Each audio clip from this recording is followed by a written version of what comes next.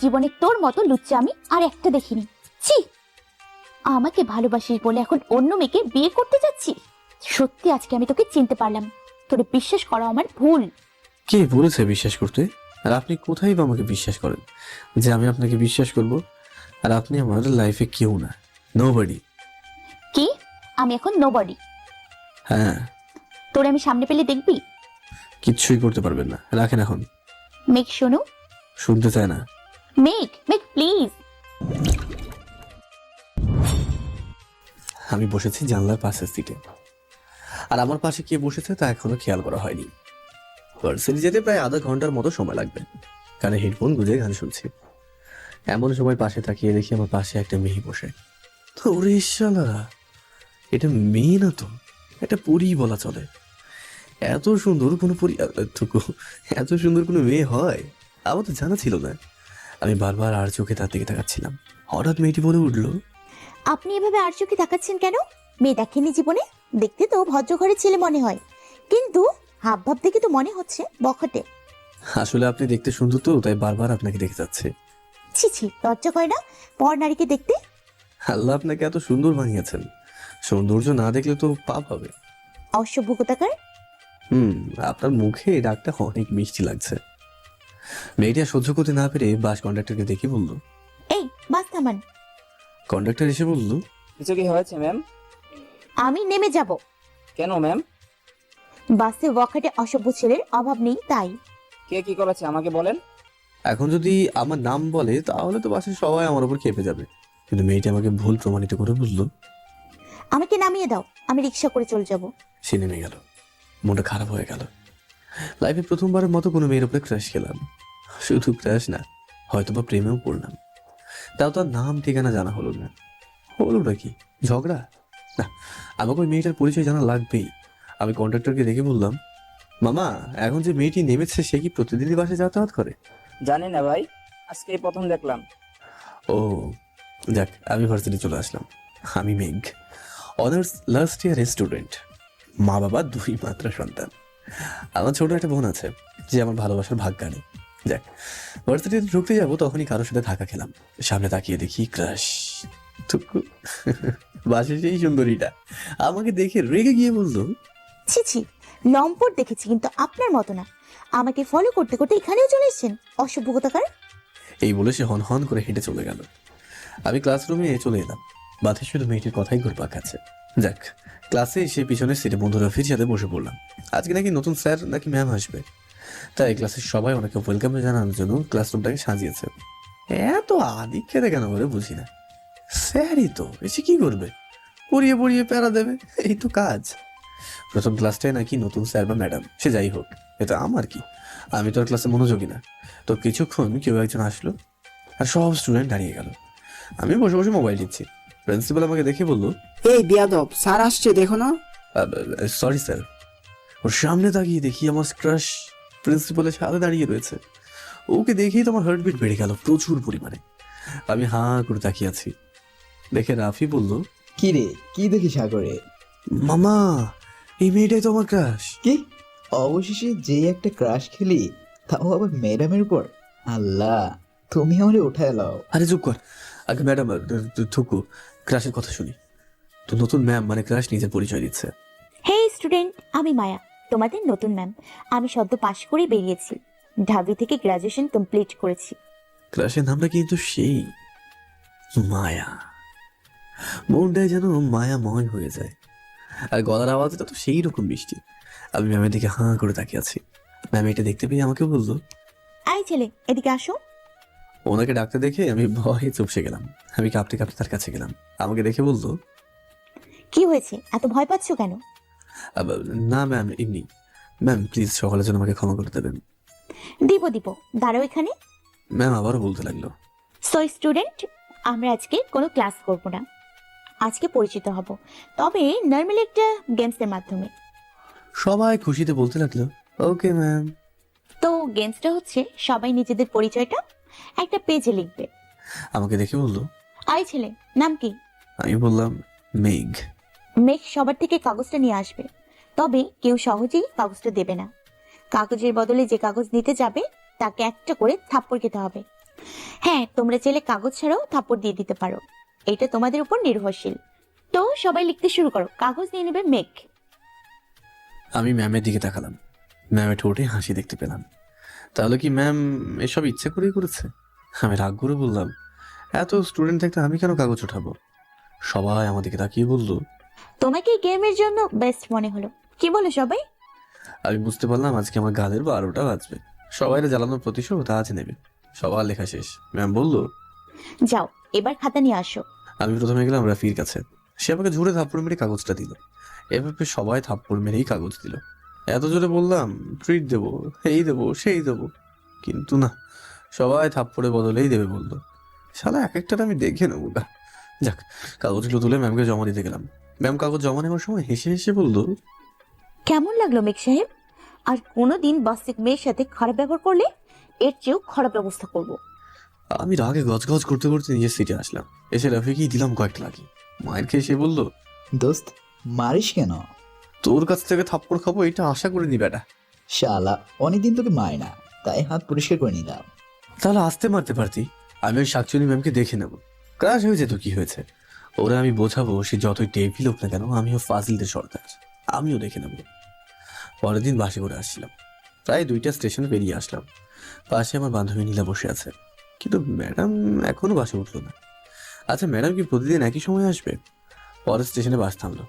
না তো, এবারও তো বাসে ওঠেনি। মনে হয় ম্যাডামের বাড়ি এখানে না। বাস ছাড়তে শুরু করলো। এমন সময় কন্ট্রাক্টর বাস আবারও থামালো। আর একটা মেয়ে উঠলো বাসে, কলা পাতা রঙের শাড়ি পরা। আমি হাঁ করে তাকিয়ে আছি। আরে এটা তো মায়া ম্যাডাম, মানে ওই ডেভিলটা। ওরে কিভাবে শিক্ষা দেবো? ওরে দেখলেই তো মনটা ছটফট করে ওঠে। যাক, মায়া উঠে আমাকে সিটে বসা দেখে একটু রাগি লোকে তাকালো। তারপর আমার সামনের একটা সিটে বসে গেল। সারা রাস্তায় আমি তার কথাই ভাবছিলাম। বাস থেকে নেমে ক্লাসরুমে চলে আসলাম। সোজা ক্লাসে এসে হারামি বন্ধুগুলোর সাথে আড্ডা মেতে উঠলাম। তবে মাথায় একটা চিন্তাই, ক্লাসের সবাইকে থাপ্পড় মারার শাস্তি ভোগ করতে হবে। আমি আর রাফি রুমে বসে আছি। রাফিকে কাল রাতে একটা ইঁদুর আনতে বলেছিলাম সাথে করে, হারামিটা নিয়ে এসেছে। প্রথম ক্লাসটাই হচ্ছে মায়া ম্যাডামের। আর শালার প্রতিশোধ তাইলে একসাথেই নিয়ে নিতে পারবো। মায়া ম্যাডাম ক্লাস শুরু করেছেন। বারবার আগে লোক নিয়ে আমার দিকে তাকাচ্ছেন তিনি, কিন্তু আমি তো এখনো কিছুই করিনি। তবে হ্যাঁ, এখন করব।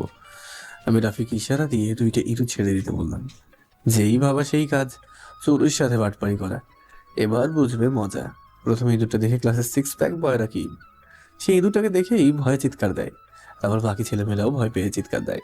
ইঁদুরটা এদিক ওদিক হাঁটাহাঁটি করছে। আস্তে আস্তে মায়া ম্যাডামের কাছে গেল। মনে করেছিলাম মায়া ম্যাডাম ভয় পাবে, কিন্তু আমাকে ভুল প্রমাণিত করে দ্বিতীয়বারের মতো অবাক করে দিয়ে ম্যাডাম ইঁদুরটাকে বাইরে বের করে দিয়ে বলল, এত বড় ছেলে মেয়ে হয়ে ইঁদুরকে ভয় পাও? লজ্জা করা উচিত তোমাদের। বাই দ্য ওয়ে, ইঁদুরটা এখানে এলো কি করে? রাকিব দাঁড়িয়ে বলল, ম্যাম, এটা এই ফাজিল মেয়ে মেঘ এনেছে। আমি রাকিবকে বললাম, হাব্বে খালা, তুই আমাকে ওই ইঁদুরটা আনতে দেখেছিস? আর কিছু বলতে যাবো তার আগে মায়া ম্যাডাম রাগে গজগজ করতে করতে আমার কাছে এসে বলল, এত বড় হয়েছো কিন্তু জ্ঞান বাড়েনি। নিজেকে কি ফজলের সর্দার মনে করে অনেক বড় মনে করো? যাও, ক্লাস থেকে বের হয়ে যাও, এক্ষুনি বের হও। কিন্তু ম্যাম। কোনো কিন্তু নয়, যাও যাও, get out of my class right now. আমি বেরিয়ে আসলাম। না, এই টেবিলটাকে শিক্ষা দিতেই হবে। ক্রাশ বলে ছেড়ে দেবো না। ম্যাডাম একটিবারও জানতে চাইনি ইঁদুরটা কে ছেড়েছে। কোনো উপযুক্ত প্রমাণ ছাড়া আমাকে দোষী বানিয়ে শাস্তি দিল। না, প্রথমে রাকিব ব্যাটাকে শাস্তি দিতে হবে, তারপর ম্যাডামকে। পাইছি। ক্লাস শেষে সবাই বেরোচ্ছে। এমন সময় আমি গিয়ে রাকিবকে জড়িয়ে ধরে বললাম, দোস্ত সরি রে। কিন্তু কেন? এমনি। রাকিব হাঁটতে শুরু করলো। সবাই তাকে দেখে হাসছে। তার পিছে একটা কাগজ লাগানো, কাগজে লেখা আছে সে একটা গাধা। এইটা বলেই সবাই হাসছে। রাকিব এদিক ওদিক তাকাচ্ছে, বারবার তার প্যান্ট আর শার্টের দিকে তাকাচ্ছে। হঠাৎ করে পিছন থেকে তার এক বন্ধুকে এসে জিজ্ঞাসা করলো, কি রে, সবাই আমাকে দেখে হাসছে কেন? তোর পিছনের লেখা কাগজটা পড়ে হাসছে। কি কাগজ? ওই বন্ধুরা কাগজটা নিয়ে রাকিবকে দেখালো। রাকিব কাগজটা পড়ে রেগে গিয়ে আমার কাছে আসলো। আমাকে এসে বলল, শালা, তোকে ছাড়বো না, আজকে তোকে জানে মারবো। আমাকে ধরতে পারলে তবে না। এই বলে দিলাম দৌড়। রাকিব আমার পিছন পিছন দৌড়াচ্ছে। হঠাৎ করে কারোর সাথে ধাক্কা খেলাম। ধাক্কা জোর সামলাতে না পেরে পড়ে গেলাম। আমি তাড়াতাড়ি উঠে বললাম, কি রে, চোখ নাই? এইটা বলে মানুষের দিকে তাকালাম। শালার আজকের দিনটাই খারাপ। এইটা যে মায়া ম্যাডাম। আমি ম্যাডামকে বললাম, সরি ম্যাডাম আমি আসি। এই বলে তোর দিতে যাব, তখনই ম্যাডাম বললো, ভদ্রতা বলে কিছু শেখনি না? একটা মানুষ মাটিতে পড়ে গেলে যে তাকে হাত বাড়িয়ে তুলতে হয় এটাও জানো না? না সরি ম্যাডাম। আমি হাতটা বাড়িয়ে দিলাম। ম্যাডাম আমার হাতে ধরে উঠল। এই প্রথম কোনো মেয়ের হাতে স্পর্শ পেলাম। কি নরম আর সফট হাত ম্যাডামের। আমি তাকে উঠিয়ে চলে যাচ্ছিলাম, এমন সময় ম্যাডাম বললো, ফজলামি ছেড়ে দাও, এখন থেকে ফজলামি করতে পারবে না। আমি ফাজলামি ছাড়বো না, আপনি ডেভিলগিরি ছেড়ে দেন। কি কি বললে তুমি? এই রে, মুখ ফুসকে বেরিয়ে গেছে। মেয়ে তুই ভাগ, নইলে তোর কপালে দুঃখ আছে। আমি এক দৌড় দিলাম, একেবারে বাসায় চলে আসলাম। বাসায় এসে আম্মুকে বললাম, আম্মু তোমার পেতনিটা কোথায়? সে এখনো কলেজে। এতক্ষণ কি করছে? ক্লাস আছে নাকি? যা, ওকে গিয়ে নিয়ে আয়। কাছে যাচ্ছি। আমি বাইকটা নিয়ে কলেজের সামনে গেলাম। ক্যাম্পাসে যাওয়ার সময় বাইক নিয়ে যায় না, কারণ বাসে করে যাওয়ার মজাটাই আলাদা। আর এখন তো আরো মজা। আমি বিগত 10 মিনিটের উপরে দাঁড়িয়ে আছি, কিন্তু পেতনিটার আশা নাম গন্ধ হয়নি। এটা বের হয়েছে জান্নাত। ও হ্যাঁ, জান্নাত আমার বোন, এবার ইন্টার ফার্স্ট ইয়ারে পড়ে। জান্নাতের সাথে তার বান্ধবী মুস্কানকেও দেখতে পাচ্ছি। জান্নাত আমাকে দেখে বলল, সূর্য আজকে কোন দিকে উঠেছে? মহারাজ কি মনে করে আমাকে নিতে এসেছে? তোর মতো পেতনিকে কে নিতে আসবে? মা বলেছে তাই এসেছি। কি? আমি পেতনি? কুত্তা, আজকে তোকে যদি আপুর হাতে মার না খাওয়াই তাহলে আমার নামও জান্নাত না। পাশ থেকে মুস্কান হেসে বলল, আরে রাস্তায় এসব কি করছিস তোরা? এ, তোর বান্ধবীকে পেতনি বলছে আর তুই হাসছিস? আরে চল এবার। জান্নাত আমার বাইকে উঠে বসলো। আমি গাড়িটা স্টার্ট দিচ্ছিলাম, তখনই জান্নাত বলল, ভাইয়া, মুস্কানকে একটু নামিয়ে দিবি? ওর বাসা কাছেই। আমি কিছু বললাম না। মুস্কান উঠে বসলো। মুস্কানকে নামিয়ে দিচ্ছিলাম, এমন সময় দেখি মায়া ম্যাডাম রিক্সা করে যাচ্ছে, আর আমার দিকে এক মনে তাকিয়ে আছে। চোখগুলো খুব লাল ছিল, হয়তো রেগে আছে। রিক্সা থেকে যতক্ষণ দেখা যায় আমাকে দেখছে। আমি মুস্কানকে নামিয়ে দিলাম। মুস্কান বলল, হেই জান্নাত, তোর ভাইয়াকে নিয়ে আমাদের বাসায় চল। না, আজ না, অন্য একদিন আসবো। প্লিজ। সরি, আজকে না। আচ্ছা, আল্লাহ হাফিজ, কালকে কলেজে দেখা হবে। আমি গাড়িটা স্টার্ট দিচ্ছি, এমন সময় গাড়ির কাঁচে দেখি মুস্কান আমাকে দেখে মুচকি হাসছে। আমি হাসার কারণটা বুঝলাম না। জান্নাতকে নিয়ে গাড়ি চালাচ্ছিলাম, এমন সময় জান্নাতকে বললাম, আচ্ছা তোর বান্ধবী আমাকে দেখে মুচকি হাসলো কেন? ও মা, একটা মেয়ে কখন মুচকি মুচকি হাসে জানোস না? না। প্রেমে পড়লে। তোর বান্ধবী কার প্রেমে পড়েছে? তোর। আমি গাড়িটা জোরে ব্রেক করলাম। বোন বলল, এভাবে গাড়ি থামালি কেন? কি বললি তুই? হ্যাঁ, মুস্কান তোকে ভালোবাসে, আর মুস্কানকেও আমার ভাবি হিসেবে অনেক ভালো লাগে। বিয়ে করে নে ওকে। ছি, তোর বান্ধবী মানে আমারও বোন। থাক, জ্ঞান দিতে হবে না, চল এবার। আমি গাড়িটা স্টার্ট দিলাম। জান্নাত আবারও বলল, ভাইয়া, মুস্কান কিন্তু অনেক ভালো মেয়ে। তো? অনেক সুন্দর, তো? অনেক রূপবতী, গুণবতী। আচ্ছা এসব আমাকে বলছিস কেন? ওর সাথে প্রেম করার জন্য। থামবি এবার নাকি থাপ্পড় খাবি? প্রেম কর ওর সাথে, বিয়ে আমি দিব। জান্নাত বেশি বাড়াবাড়ি হয়ে যাচ্ছে। আমি কিন্তু আমি কি? কিছু না। আচ্ছা। জান্নাতকে বাসে পৌঁছে দিয়ে আমি ক্লাসরুমে চলে এলাম। হঠাৎ করে একটা অচেনা নাম্বার থেকে কল আসলো। প্রথমে রিসিভ করলাম না, অচেনা নাম্বার বলে। পরপর আরও কয়েকবার কল দিল। বিরক্ত হয়ে ফোনটা ধরে বললাম, হ্যাঁ কি সমস্যা কি? হ্যাঁ বারবার কল দিচ্ছেন কেন? ওপাশ থেকে মেয়েরই কণ্ঠে বলে উঠলো, কুত্তা, তোর সাহস তো কম না? গাড়িতে মেয়ে নিয়ে ঘোরাঘুরি করছিস? এইবার বিরক্তিবোধটা আরও বেড়ে গেল। আমি মেয়েটিকে বললাম, আপনি কেডা? আর আমি মেয়ে নিয়ে ঘুরবো কি ঘুরবো না এটা আমার বিষয়। ওই কুত্তা, তোর হাত পা ভেঙে আমি পঙ্গু বানিয়ে দিব। লুচ্চামি করা বন্ধ কর। আপনি কে? শালা, আমি তোর হবু বউ। আপনি আপনার কিন্তু লিমিটটা ক্রস করছেন এবার। চুপ কর কুত্তা, লিমিট কিন্তু তুই ক্রস করছিস।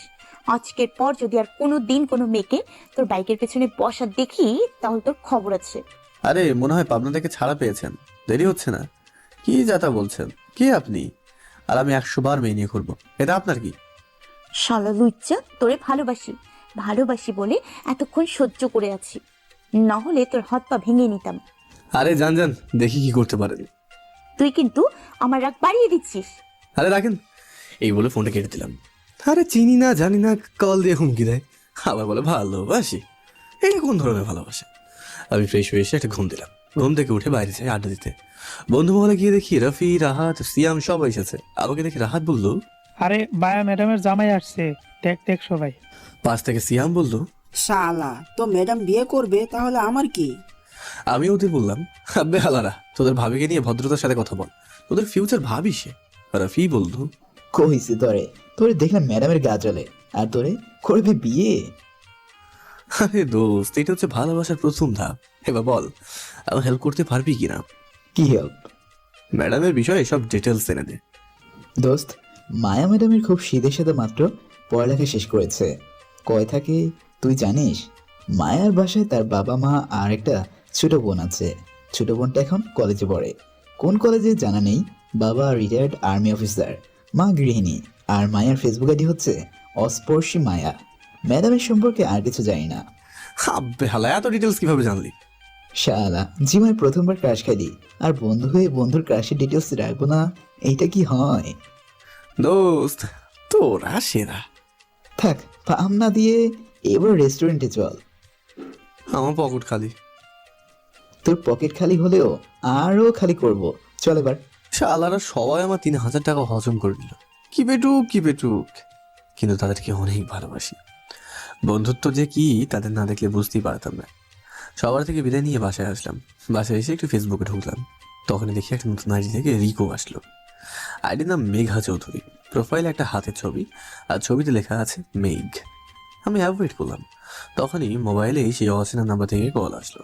আমি কলটা রিসিভ করার সাথে সাথেই বললো, কিরে, আমার ফেসবুক রিকোয়েস্ট এখনো অ্যাকসেপ্ট করিসনি কেন?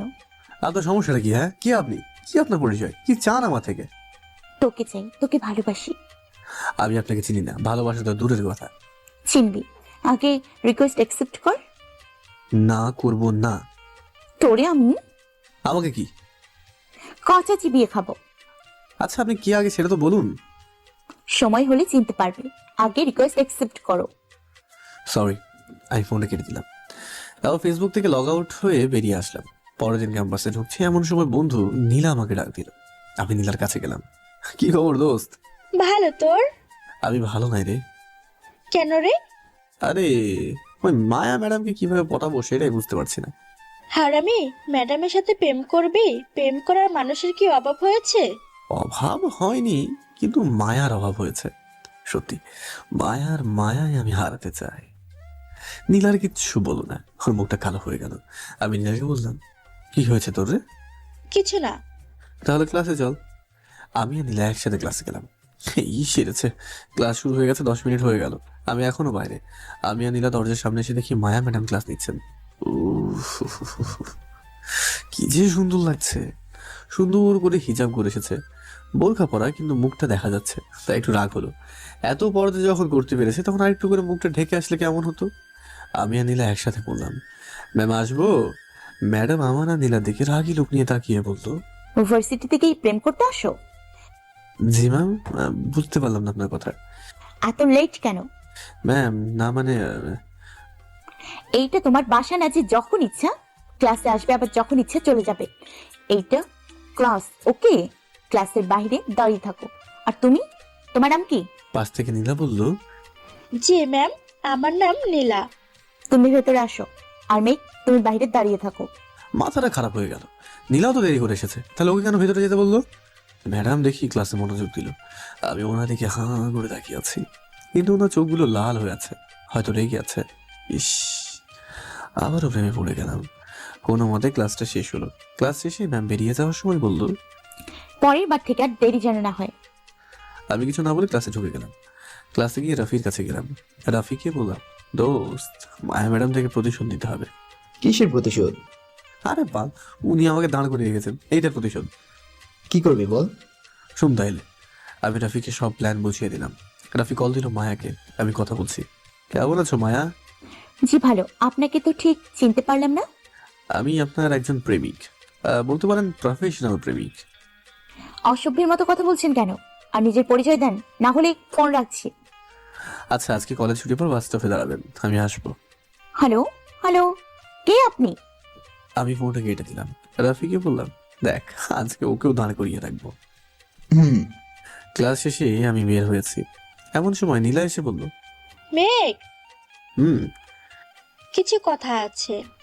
আরে পরে শুনবো, আগে মায়া ম্যাডাম একটু শাস্তি দিই। চল রাফি, আসি রে দোস্ত। আমি চলে আসলাম। বাস স্ট্যান্ডে গিয়ে দেখি ম্যাডাম দাঁড়িয়ে আছে। আমি আর রাফি লুকিয়ে লুকিয়ে ম্যাডামকে কল দিলাম। কল ধরার সাথে সাথে ম্যাম বিরক্তি নিয়ে বলল, কোথায় আপনি? এই তো আসছি, 5 মিনিট অপেক্ষা করেন। হুম। 5 মিনিট বলে আমি ম্যামকে আধা ঘন্টা দাঁড় করিয়ে রাখলাম। ম্যামের মুখ রোদে পুরাই খারাপ হয়ে গেল। এবার ম্যামকে দাঁড়িয়ে রাখা ভালো হবে না। আমি আস্তে আস্তে করে ম্যামের পিছনে গিয়ে ম্যামকে বললাম, ম্যাম কার জন্য অপেক্ষা করছেন? এইটা তোমার না জানলেও চলবে। যার জন্য অপেক্ষা করছেন সে আসছে না। মানে? মানেটা খুব সহজ, আপনি আমাকে দাঁড় করিয়ে রাখছেন, আমি আপনাকে। তাহলে এসব তোমার প্ল্যান? তোমাকে আমি কিচ্ছু করতে পারবেন না, এই বলে দিলাম এক দৌড়। পিছন থেকে ম্যাম রাগে গজ গজ করতে করতে কিছু একটা বললো। আপনি যদি ডেভিল হন, আমিও ফাজল কিং। বাসায় আসলাম। বাসায় ঢুকে দেখি জান্নাত তার বান্ধবী মুস্কানকে নিয়ে আড্ডা দিচ্ছে। মুস্কান আমাকে দেখে একটু লজ্জা পেল। শালার কি ঢং! জান্নাত আমাকে দেখে বলল, ভাইয়া আয় আমাদের সাথে আড্ডা দি। তোদের সাথে আড্ডা দিতে যাবো কেন? হ্যাঁ, আরে আয়। আমি বসলাম। জান্নাত কথা বলেই যাচ্ছে। পাশ থেকে মুস্কান বলল, কেমন আছে মেঘ? জি ভালো। ওয়েট ওয়েট, কি বললো তুমি? কেমন আছেন জিজ্ঞেস করছি। না, তুমি আমার নাম ধরছো। আপনি ভুল শুনছেন। না না, আমি ঠিকই শুনেছি। ভাইয়া তুই ভুল শুনেছিস, যা ফ্রেশ হয়ে আয়, আমি খেতে দিচ্ছি। আমি ফ্রেশ হতে আসলাম। মুস্কান মেয়েটাকে সুবিধার মনে হচ্ছে না। জান্নাতের সাথে কথা বলে ক্লিয়ার করতে হবে। আমি ফ্রেশ হয়ে ওয়াশরুম থেকে বের হয়ে দেখি মুস্কান আমার রুমে। ওকে দেখে ঘাবড়ে গেলাম। আমি ওকে জিজ্ঞাসা করলাম, কি চাই? কিছু না, একটু রুমটা দেখছিলাম। দরকার নেই, যাও নিচে যাও। মুস্কান চলে গেল। আমি নিচে গিয়ে খাবার খেয়ে রুমে এসে ঘুম দিলাম। ঘুম থেকে উঠে দেখি জান্নাত আমার পাশে বসে আছে। আমি ওকে দেখে বললাম, কি হয়েছে? মুস্কানের চিঠিটার জবাব কি? কোন চিঠি? ন্যাকামো করবি না। কোন চিঠির কথা বলছিস? আরে মুস্কান যেটা বালিশের নিচে রেখেছিল। আমি বালিশের নিচে হাত দিয়ে দেখি একটা কাগজ। কাগজটা খুললাম। কাগজে লেখা রয়েছে, প্রিয় মেঘ, প্রথম দেখায় তোমার প্রেমে পড়েছি। তোমাকে অনেক ভালোবাসি। প্লিজ আমার ভালোবাসাটা গ্রহণ করিও। চিঠিটা পড়েই মাথা খারাপ হয়ে গেল। জান্নাত জিজ্ঞাসা করলো, কি লেখা আছে ভাইয়া? আর তোর উত্তর কি? টাস করে থাপ্পড় মারলাম। তোকে মানা করেছিলাম তুই মেয়েটাকে প্রশ্রয় না দেওয়ার জন্য, কিন্তু তুই। আর আমি ওকে ভালোবাসি না, আমি অন্য কাউকে ভালোবাসি। জান্নাত কিছু না বলে চলে গেল। এই প্রথম আমি আমার বোনটাকে মারলাম। ওকে কোনোদিনও আঘাত দিইনি, কিন্তু আজকে আমি ওর গায়ে হাত তুললাম। ছি ছি ছি। আমি জান্নাতের রুমে গেলাম। সে লাইট অফ করে শুয়ে আছে। আমি শিওর সে কাঁদছে। আমি লাইটটা অন করে তার পাশে গিয়ে বসলাম। আর বললাম, সরি রে বোন, আমি ভুলে থাপ্পড় মেরে ফেলেছি। সরি, মাফ করে দে আমাকে। কাঁদিস না বোন, প্লিজ। তোর কান্না যে আমি সহ্য করতে পারি না। জান্নাত কাঁদতে কাঁদতে বলল, আমি অনেক খারাপ তাই না ভাইয়া? না বোন, সবার থেকে বেস্ট। সরি। না ভাইয়া, আই এম সরি, আমি একটু বেশি করে ফেলেছি। না রে বোন, কিন্তু আমি অন্য কাউকে ভালোবাসি যে। কে এসে ভাইয়া? কালকে দেখাবো, যাবি আমার সঙ্গে? অবশ্যই যাব, ভাবিকে দেখা লাগবে। কান্না থামা এবার। আমাকে মারলি কেন? সরি রে, খুব লেগেছে তাই না? বল, কি করলে আমাকে মাফ করবি? আমার জন্য ফুচকা, আইসক্রিম আর চকলেট নিয়ে আয়, তারপর মাপ করব। আচ্ছা বেশ, আনছি। তুই আমার বেস্ট ভাইয়া। থাক থাক, পাম দেওয়া লাগবে না। আমি বোনের জন্য তার অর্ডার মতো সব নিয়ে আসলাম। সে খেয়েই চলেছে। বুঝি না মেয়েরা তো চকলেট আর ফুচকা পাগলি হয় কেন। ও তো জানা থাকলে একটু আমাকে বলিয়েন প্লিজ। পরের দিন বোনকে নিয়ে বাসা থেকে বেরোচ্ছে। এমন সময় মোবাইল এসে অচেনা নাম্বার থেকে কল আসলো। আমি কলটা ধরলাম না, সাথে সাথে মেসেজ আসলো, কুত্তা কল ধর। এইটা মাইয়া নাকি কি? কথায় কথায় খালি হেসে রেগে যায়। চিনি না জানি না, শুধু শুধু আমাকে ডিস্টার্ব করে যাচ্ছে। আবারও কল আসলো। আমি কলটা ধরে বিরক্তির স্বরে বললাম, হ্যাঁ আপনার সমস্যা কি? আমাকে বারবার কল দিন কেন আপনি? আপনার পরিচয় দিন, নাহলে আমি কলটা কেটে দিচ্ছি। তুই কল কেটে দেখ, শুধু মাথা ফাটিয়ে দিব। আপনি কে বলুন তো প্লিজ? আমি তোমাকে ভালোবাসি মেঘ, সময় হলেই জানতে পারবে আমি কে। না, এখনই বলুন। তোরে না বলছি না? আচ্ছা ভাই, আমি ফোনটা কেটে দিলাম। আজকে যেহেতু বোনকে নিয়ে যাবো তাই বাইকটা নিলাম। বাইকের পিছনে বোন বসে আছে। আমি আর বোন ক্যাম্পাসের দিকে যাচ্ছি। গেটের কাছে আসতে দেখি মায়া ম্যাডাম দাঁড়িয়ে আছে। আমার দিকে একবার তাকিয়ে চোখ নামিয়ে নিল। আমার কেমন জানি মনে হলো ম্যাডাম রেগে আছে, কান্নাও করছে। ওনার চোখগুলোর মাঝে আমি স্পষ্ট দেখতে পেয়েছি। ওনাকে এইভাবে দেখে আমার বুকে কেমন করে উঠলো। কিন্তু ওনার এমন অবস্থা কেন? আমি বোনকে গাড়ি থেকে নামিয়ে গাড়ি পার্ক করে আসলাম। গাড়ি পার্ক করে বোনকে নিয়ে রেস্টুরেন্টে বসলাম। এমন সময় নীলা এসে বসলো। মেঘ, কি খবর তোর? এই তো ভালো। আমি যদি ভুল না হয় তাহলে এটা তোর বোন জান্নাত। তাহলে এতদিনে তোর মহারানী বোনকে দেখার সুযোগ পেলাম। জানো জান্নাত, আমার সাথে থাকলে সারাদিন শুধু বলে, জানিস নীলা, আমার বোন এমন, আমার বোন এইটা করেছে, আমার বোন আমার অনেক কেয়ার করে। পাশ থেকে জান্নাত লাফ দিয়ে উঠে বলে, সত্যি বলছো আপু? আর আমাকে বাসায় সারা দিন পচায়। কি মেঘ, এটা কিন্তু ভালো না। আমি কিছুই করিনি, আমি নির্দোষ। হো, ভাইয়ার সব ঢং। তবে হ্যাঁ, তুই আমার বেস্ট ভাইয়া। এইটা বললে জান্নাত আমার গাল টেনে দিল। পাশে তাকিয়ে দেখি মায়া ম্যাডাম আমার দিকে তাকিয়ে আছে। আমি ফিরতেই সে মুখ ঘুরিয়ে নিয়ে চলে গেল। আমি জান্নাতকে নীলার সাথে থাকতে বলে ক্লাসে আসলাম। প্রথম ক্লাস করতে হবে অবশ্যই, কারণ হাজার হলেও ভালোবাসার মানুষটির ক্লাস। তো ক্লাসের সামনে এসে ম্যাডামকে বলি, ম্যাম আসতে পারি? আরে মেঘ সাহেব যে, আসেন আসেন। বুঝলাম না ম্যাডাম এত ভালো মুডে কেন? না, লক্ষণ তো ভালো ঠেকছে না। ম্যাডাম হুট করে বলল, স্টুডেন্ট, আজকে আমরা একটা টেস্ট নিব তোমাদের। আমি টেস্টের কথা শুনে ঢোক গিলতে লাগলাম। আমি শিওর ম্যাডাম কালকের ঘটনার প্রতিশোধ নেবে। ম্যাম টেস্ট নেওয়া শুরু করলো। প্রথমে ম্যাডামের খপ্পরে পড়লো রাফি। সে কিভাবে জানি পাশ করে গেল। আরও কয়েকজন পরে আসলো আমার পালা। ম্যাম আমাকে এমন একটা প্রশ্ন করলো যার উত্তর আমি কেন, ম্যাডাম হয়তো স্বয়ং নিজেও জানে না। আমি পারবো না দেখে ম্যাডাম বলে উঠলো, সারাদিন তো বাইকে করে মেয়ে নিয়ে ঘোরাঘুরি করো, আজকে একটা কালকে আরেকটা নিয়ে, কিন্তু পড়ালেখায় একদম জিরো। এত বড় হয়েছে এখনো নিজের ক্যারিয়ারে ফোকাস করবে না, যত সব। ম্যাডামের এমন কথায় রাগ উঠে গেল। নিজেকে কন্ট্রোল করতে না পেরে রুম থেকে বের হয়ে গেলাম। রাফি কয়েকবার ডেকেও থামাতে পারেনি। কিছু না জানে ম্যাডাম এটা বলবে আমি তা আশা করিনি। বাইকের পিছনে মেয়েটা যে আমার বোন, না, ওনাকে এবার দেখাতে হবে ফাজল কিং মেয়ে কি করতে পারে। আমাকে এইভাবে বেরিয়ে যেতে দেখে পুরো ক্লাস স্তব্ধ। সবাই জানে আমি কেমন। ফাজলামও সারাদিন করলেও মেয়েদের সাথে কোনোদিন সম্পর্কে আমি চড়াইনি। ক্লাস শেষে মায়া ম্যাডাম যখন বের হতে যাবে তখন রফি ম্যামকে ডেকে বলল, ম্যাম। বলো, নিজের বন্ধুর হয়ে সাফাই দিতে আসবে না। জি ম্যাম, সাফাই অবশ্যই দিব। আপনি যে আমার বন্ধুকে বললেন বাইকে করে সে মেয়ে ঘোরায়, একটা ছেড়ে আরেকটা ধরে, জানেন বাইকে বসা মেয়েটাকে? কে আবার? ওর নতুন প্রেমিকা আর কি? জি না, ওর বোন জান্নাত। মেয়ের বাইকের পিছনে সিটটা শুধু ওর বোনের জন্য রিজার্ভ। এমনকি আমাকেও বসতে দেয় না। কেউ ওর বাইকের পিছনে সিটে বসতে চাইবে বলে সে বাইক নিয়ে ভার্সিটি আসে না। আর আপনি সেই ভাই বোনের সম্পর্ক নিয়ে কথা বললেন। আর হ্যাঁ, পুরো ক্যাম্পাসে জিজ্ঞেস করে দেখবেন আজ পর্যন্ত আমার বন্ধু মেয়ে কোনো মেয়ের দিকে তাকাইছে কিংবা প্রপোজাল দিছে কিনা। আসি ম্যাডাম। আমি রাগ করে বোনের কাছে আসলাম। আমাকে রাগ করতে দেখে বোন বলল, কি হয়েছে রে ভাইয়া? কিছু না। জান্নাত বলল, ভাইয়া দেখাবি না? পাশ থেকে নীলা বলল, কি দেখানোর কথা বলছো জান্নাত? আমি বললাম, কিছু না দোস্ত। জান্নাত, আমি তোকে দেখাবো। নীলা আসে এখন, বোনকে দিয়ে আসবো। কিন্তু ভাইয়া এত তাড়াতাড়ি কেন? আর একটু পর। না, এখনই যাবি, চল। আমি জান্নাতকে নিয়ে বাইক স্টার্ট দিচ্ছি। এমন সময় দেখি মায়া ম্যাডাম জানলা দিয়ে আমার দিকে তাকিয়ে আছে।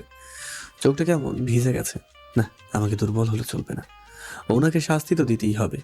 আমি জান্নাতকে নিয়ে বাসায় চলে আসলাম। জান্নাত আমার উপরে রাগ করে বলল, ভাইয়া কি হয়েছে তোর? ভাবিকে না দেখিয়ে নিয়ে আসলি যে? অন্য একদিন দেখাবো, যা ফ্রেশ হয়ে খেতে যায়।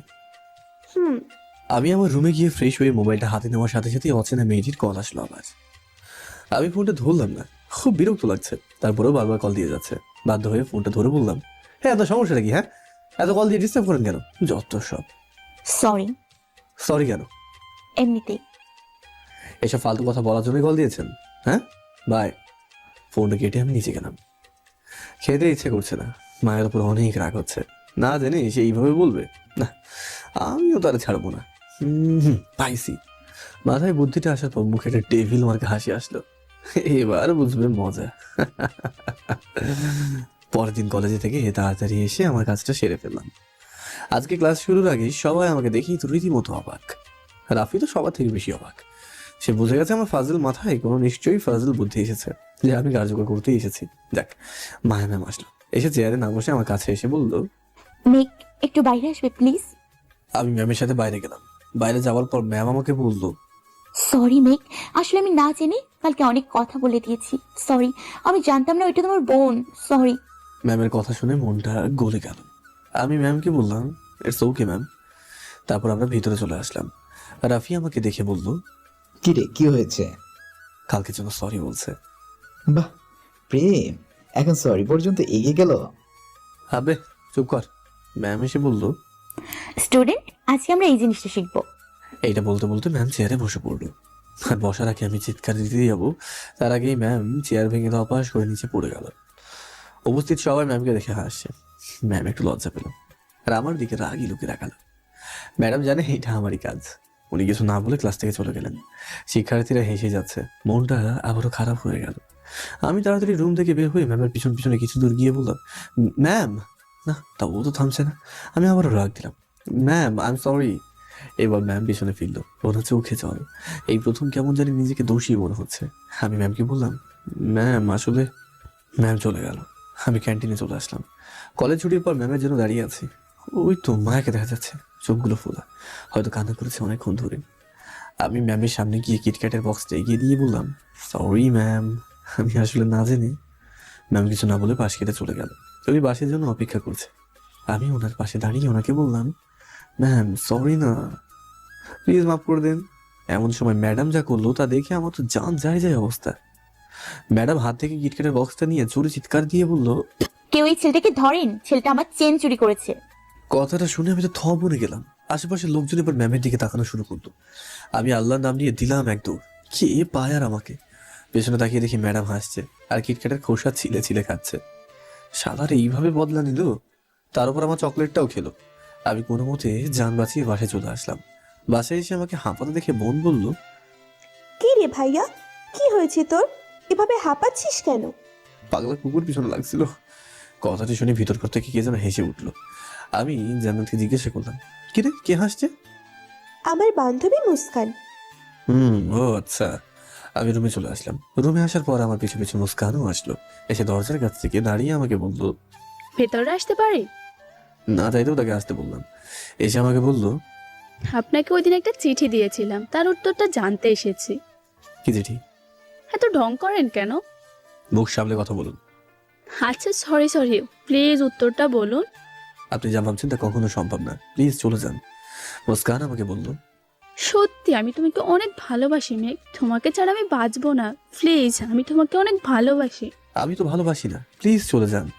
না, আমি যাব না। আমি চিৎকার দিয়ে জান্নাতকে বললাম, জান্নাত তোর বান্ধবীকে নিয়ে যা। জান্নাত দৌড়ে এসে বলল, কি হয়েছে ভাইয়া? তোর বান্ধবীকে তুই নিয়ে যা। কি হয়েছে মুস্কান? মুস্কান কিছু না বলে জান্নাতের সাথে চলে গেল। কি একটা অবস্থা! মাত্র কলেজে পড়ে আর বলে আমাকে ছাড়া মরে যাবে। এইসব আবেগ কই যে রাখে। আমি ফ্রেশ হয়ে ফেসবুকে ঢুকলাম, ফেসবুকিং করছি। এমন সময় মেঘা চৌধুরী আইডি থেকে মেসেজ আসলো। রিকোয়েস্ট অ্যাকসেপ্ট করেন। আমি করলাম, সাথে সাথে মোবাইলে কল আসলো। বুঝি নেই মেয়েটা কি পেয়েছে। কল ধরে বিরক্তির স্বরে বললাম, কিছু হয়েছে কি? মেয়েটা কিছু না বলে হাসতে লাগলো। আমি ওনাকে বললাম, আপনি হাসেন কেন? হ্যাঁ, আপনার কথা ভেবে। আমাকে কি জোকার বলে মনে হচ্ছে? না, তার থেকেও বেশি। একটা মেয়ে আপনাকে যেই দৌড়ানিটাই না দিল। আমি অবাক হয়ে বললাম, আপনি এইসব জানেন কিভাবে? আরে তোমাকে ভালোবাসি, আর তোমার সামান্য খবরটুকু রাখবো না, তা কি করে হয়? মাথায় ঢুকছে না এই মেয়েটার কাছে আমার এইসব খবর কিভাবে গেল। না, আমাকে সাবধান হতেই হবে। ফোনের অপর পাশ থেকে মেয়েটি বলল, চান্দু, তুমি যা ভাবছো তা কখনোই হবে না। ভাবছি মানে? আমি কি ভাবছি? যতই সাবধানে থাকো না কেন, তোমার খবর আমার কাছে থাকবেই। এই রে, এই মেয়েটা কিভাবে আমার কথা বুঝতে পারছে? না, এছাড়া বেশিক্ষণ কথা বললে পাগল হয়ে যাব। আমি আর কিছু না বলে ফোনটা কেটে দিলাম। ফোনটা কেটে ফেসবুকে ঢুকলাম, ক্রাশের আইডিতে অনেকক্ষণ ঘোরাঘুরি পর রিকোয়েস্ট পাঠাবো কি পাঠাবো না ভাবতে ভাবতে পাঠিয়ে দিলাম। ও মা, এ তো টুরু লাভ। সাথে সাথে দেখি অ্যাকসেপ্ট করলো। আমি মেসেজ দিলাম, আসসালামু আলাইকুম। ওয়ালাইকুম আসসালাম। আপনি কে? কেন আমাকে চেনেন না? না তো। তাই? এত দৌড়ানোর পরও বলেন চেনেন না? আচ্ছা আচ্ছা, মেঘ তুমি? হ্যাঁ বলো। আরে শালা, এটা তো দেখে আমার নাচেনার ভাব করছে। এত দৌড়ানোর পরও আমাকে নাকি চেনে না, এ তো টুরু অ্যাভয়েড। আমি বললাম, জি ম্যাম, কেমন আছেন? এই তো অনেক ভালো আছি। ওয়ে দেবে, কেমন লাগলো এক্সারসাইজ করে? আমার দৌড়ও খাওয়ালেন, সাথে আমার চকলেটও খেলেন। ও হ্যাঁ, চকলেটের জন্য ধন্যবাদ। Sorry ma'am. সরি কেন? সকালের বিষয়টার জন্য। আরে সরি বলার প্রয়োজন নেই। আর তুমি যদি ফজিল হও তাহলে আমি ডেভিল কুইন। আচ্ছা, আমিও দেখবো আপনি কতটুকু ডেভিল। আর লেখাপড়ায় একটু মন দাও। ফোন তো দিয়েই দিলাম। কোথায়? পড়ালেখায়। ভালো। আচ্ছা বাই, পরে কথা হবে। ম্যাম অফলাইন চলে গেল। আমি অফলাইন চলে গেলাম। নিজের ডায়েরিটা নিয়ে প্রতিদিনের মতো লেখা শুরু করে দিলাম। ডায়েরি লেখাটা শেষ করে ডিনার করে ছাদে চলে এলাম। আকাশে খুব সুন্দর তারার মেলা, হালকা বাতাস বইছে। কেন জানি মায়ের কথা ভাবতে খুব ইচ্ছে হচ্ছে। ভাববো কি তাকে নিয়ে কিছুক্ষণ? ভাবার কি দরকার, সে তো আমার ভাবনা, আমার কল্পনা সবটা জুড়েই বসে রয়েছে। তারা দেখায় ব্যস্ত হয়ে গেলাম। ফোনটা বেঁচে উঠলো। স্ক্রিনে তাকিয়ে দেখি অচেনা মেয়েটি। ফোনটা ধরে বললাম, জি বলুন। ওই সময় ফোনটা কেটে দিলেন কেন? এমনিতেই। আচ্ছা, আপনি এমন কেন? কেমন? জানেন আকাশে কিন্তু খুব সুন্দর করে তারা খেলা করছে। আপনার কি ইচ্ছে হয় তারা দেখার? না, কেন? খোলা আকাশ আমার ভালো লাগে না। তাই তো ছাদে বসে আকাশ পানে তাকিয়ে আছেন। বুঝলাম না। ছাদে বসে বসে কি করেন তাহলে? কই, আমি তো নিজের রুমে। আপনাকে স্পষ্ট দেখা যাচ্ছে। আপনাকে বলেছিলাম আপনার প্রতিটা মুহূর্তের খবর আমি রাখি। বাই দ্য ওয়ে, আজকের পর আর ওই মেয়েটা আপনাকে ডিস্টার্ব করবে না। কোন মেয়েটা? ওই যে মুস্কান মেয়েটি। মানে? ও মা, আপনাকে না প্রপোজ করেছে সে। আপনি জানেন কিভাবে? সত্যি করে বলুন তো, কি আপনি? আপনাকে ভালোবাসি। আপনাকে চিনি না, জানি না, ভালোবাসার কথা আসলো কোথা থেকে? আমাকে চিনতে হবে না, শুধু ভালোবাসলেই হবে। সরি, রাখি, আল্লাহ হাফেজ। ফোনটা রেখে আমি রুমে ফিরে আসলাম। না, আমাকে খুঁজে বের করতেই হবে কে ইবে, কেনই বা আমার পিছু লেগেছে, জানা দরকার। পরের দিন ক্যাম্পাসে বসে আছি রাফির সাথে। রাফিকে বললাম, দোস্ত একটা মেয়ে কল দিয়ে বলে ভালোবাসি। কি বলিস? শালা, তোর তো কপাল খুলে গেছে। আরে পুরো কথাটা তো শুনবি আগে। বল। মেয়েটা আমার উপর নজর রাখছে। আমার মনে হয় মেয়েটি আমার পরিচিত কেউ। তুই একটা কাজ কর, কি? মেয়েটাকে খুঁজে বের কর, এই নাম্বার। ওকে মামা, আমি দেখি। এবার ক্লাসে চল। দুজনে ক্লাসে ঢুকলাম। কিছুক্ষণ পর ক্রাশ আসলো ক্লাস নিতে। ক্লাস নেওয়া শুরু করলো। আমি হাঁ করে ক্রাশকে দেখায় ব্যস্ত। হঠাৎ ক্রাশ মানে ম্যাম আমাকে ডাক দিল। মেক জি। মেক, এই সলিউশনটা করো তো। আমি বোর্ডে গিয়ে সবার আগেই সলিউশনটা করলাম। ম্যাম আমাকে বললো, বাহ, এত তাড়াতাড়ি কিভাবে করলে এটা? এটা খুব সহজ সলিউশন। তোমার মাথায় তো অনেক ট্যালেন্ট। তাহলে সারাদিন ফজলামি করো কেন? একটু পড়ায় মনোযোগ দাও। চেষ্টা করবো। হাজার হলেও আপনি বলেছেন। মানে? না মানে, জি ম্যাডাম, আমি চেষ্টা করব। ভালো, যাও এবার সিটে যাও। আমি সিটে চলে গেলাম। ক্লাস শেষে ম্যাম চলে গেল। আবারও বোরিং লাগা শুরু হয়ে গেল। একটু ক্যান্টিনে যাওয়া দরকার। ক্যান্টিনে ঢুকে বসতেই যাবো এমন সময় দেখি মায়া কোনো একটা ছেলের সাথে বসে কফি খাচ্ছে আর হেসে হেসে কথা বলছে। এটা দেখে মাথা পুরাই খারাপ হয়ে গেল।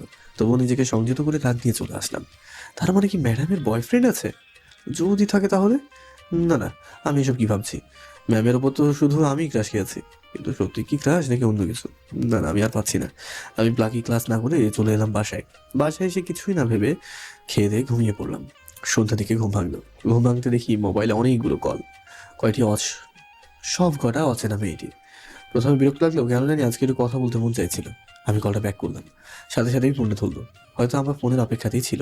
ফোন ধরেই কান্না করতে লাগলো আর বলতে লাগলো, আপনি কোথায় ছিলেন জানেন? কত টেনশন হচ্ছিল।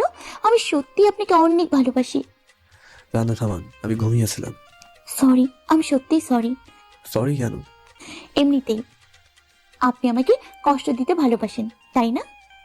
আমি আপনাকে কষ্ট দিতে যাবো কেন? আপনাকে তো আমি চিনি না। কেন? আমাকে না দেখলে কি ভালোবাসা যায় না? না। এটা কোথায় আছে যে না দেখলে ভালোবাসা যায় না?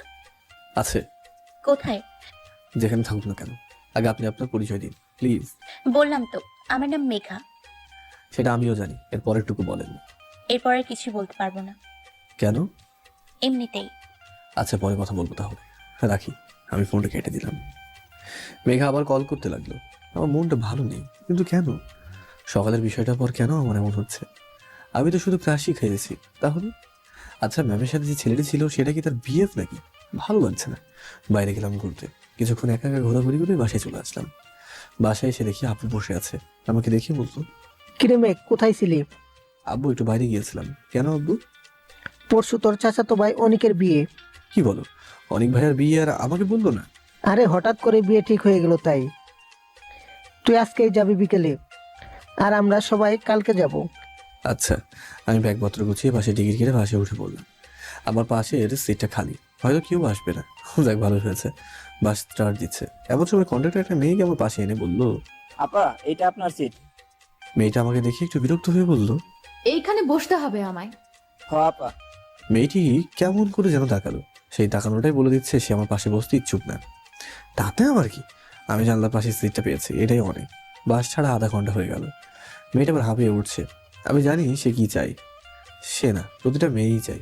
আরে ভাই, খারাপ কিছু না, জানলার পাশের সিটে বসতে চাই আর কি। আমি মেয়েটিকে বললাম, আপনি চাইলে এদিকে বসতে পারেন। মেয়েটি কিছু না বলে উঠে দাঁড়ালো। তারপর আমি বের হওয়ার সাথে সাথে সে আমার সিটে খপ করে বসে গেল। আমি তার সিটে বসলাম। তার থেকে থ্যাঙ্কস পাবো আশা করিনি। আমাকে ভুল প্রমাণিত করে মেয়েটি আমাকে বলল, ধন্যবাদ। আমি কিছু না বলে কানে হেডফোন গুঁজে দিয়ে গান শুনতে শুনতে ব্যস্ত হয়ে পড়লাম। মেয়েটির রাগ করে জানলার বাইরে তাকিয়ে কিছু একটা বলছে, সেইটাও খেয়াল করলাম আমার চোখে। আমি মায়ার ভাবনায় মগ্ন। কিন্তু যখনই সকালের বিষয়টার কথা মনে পড়ে তখনই মনটাই খারাপ হয়ে যায়। ঘড়িতে তাকিয়ে দেখি বিকাল 5টা বাজে, আরো 1 ঘন্টা মতো লাগবে। আমি মোবাইলটা হাতে নিয়ে ফেসবুকিং করছিলাম। মেয়েটি আমাকে বলতো, আচ্ছা, আপনার নাম কি? জি আমাকে বলছেন? ও মা, আপনি ছাড়া এখানে কেউ আছে নাকি? জি বলেন, কি হবে? আপনি তো দেখি আরেক অদ্ভুত মানুষ। কেন?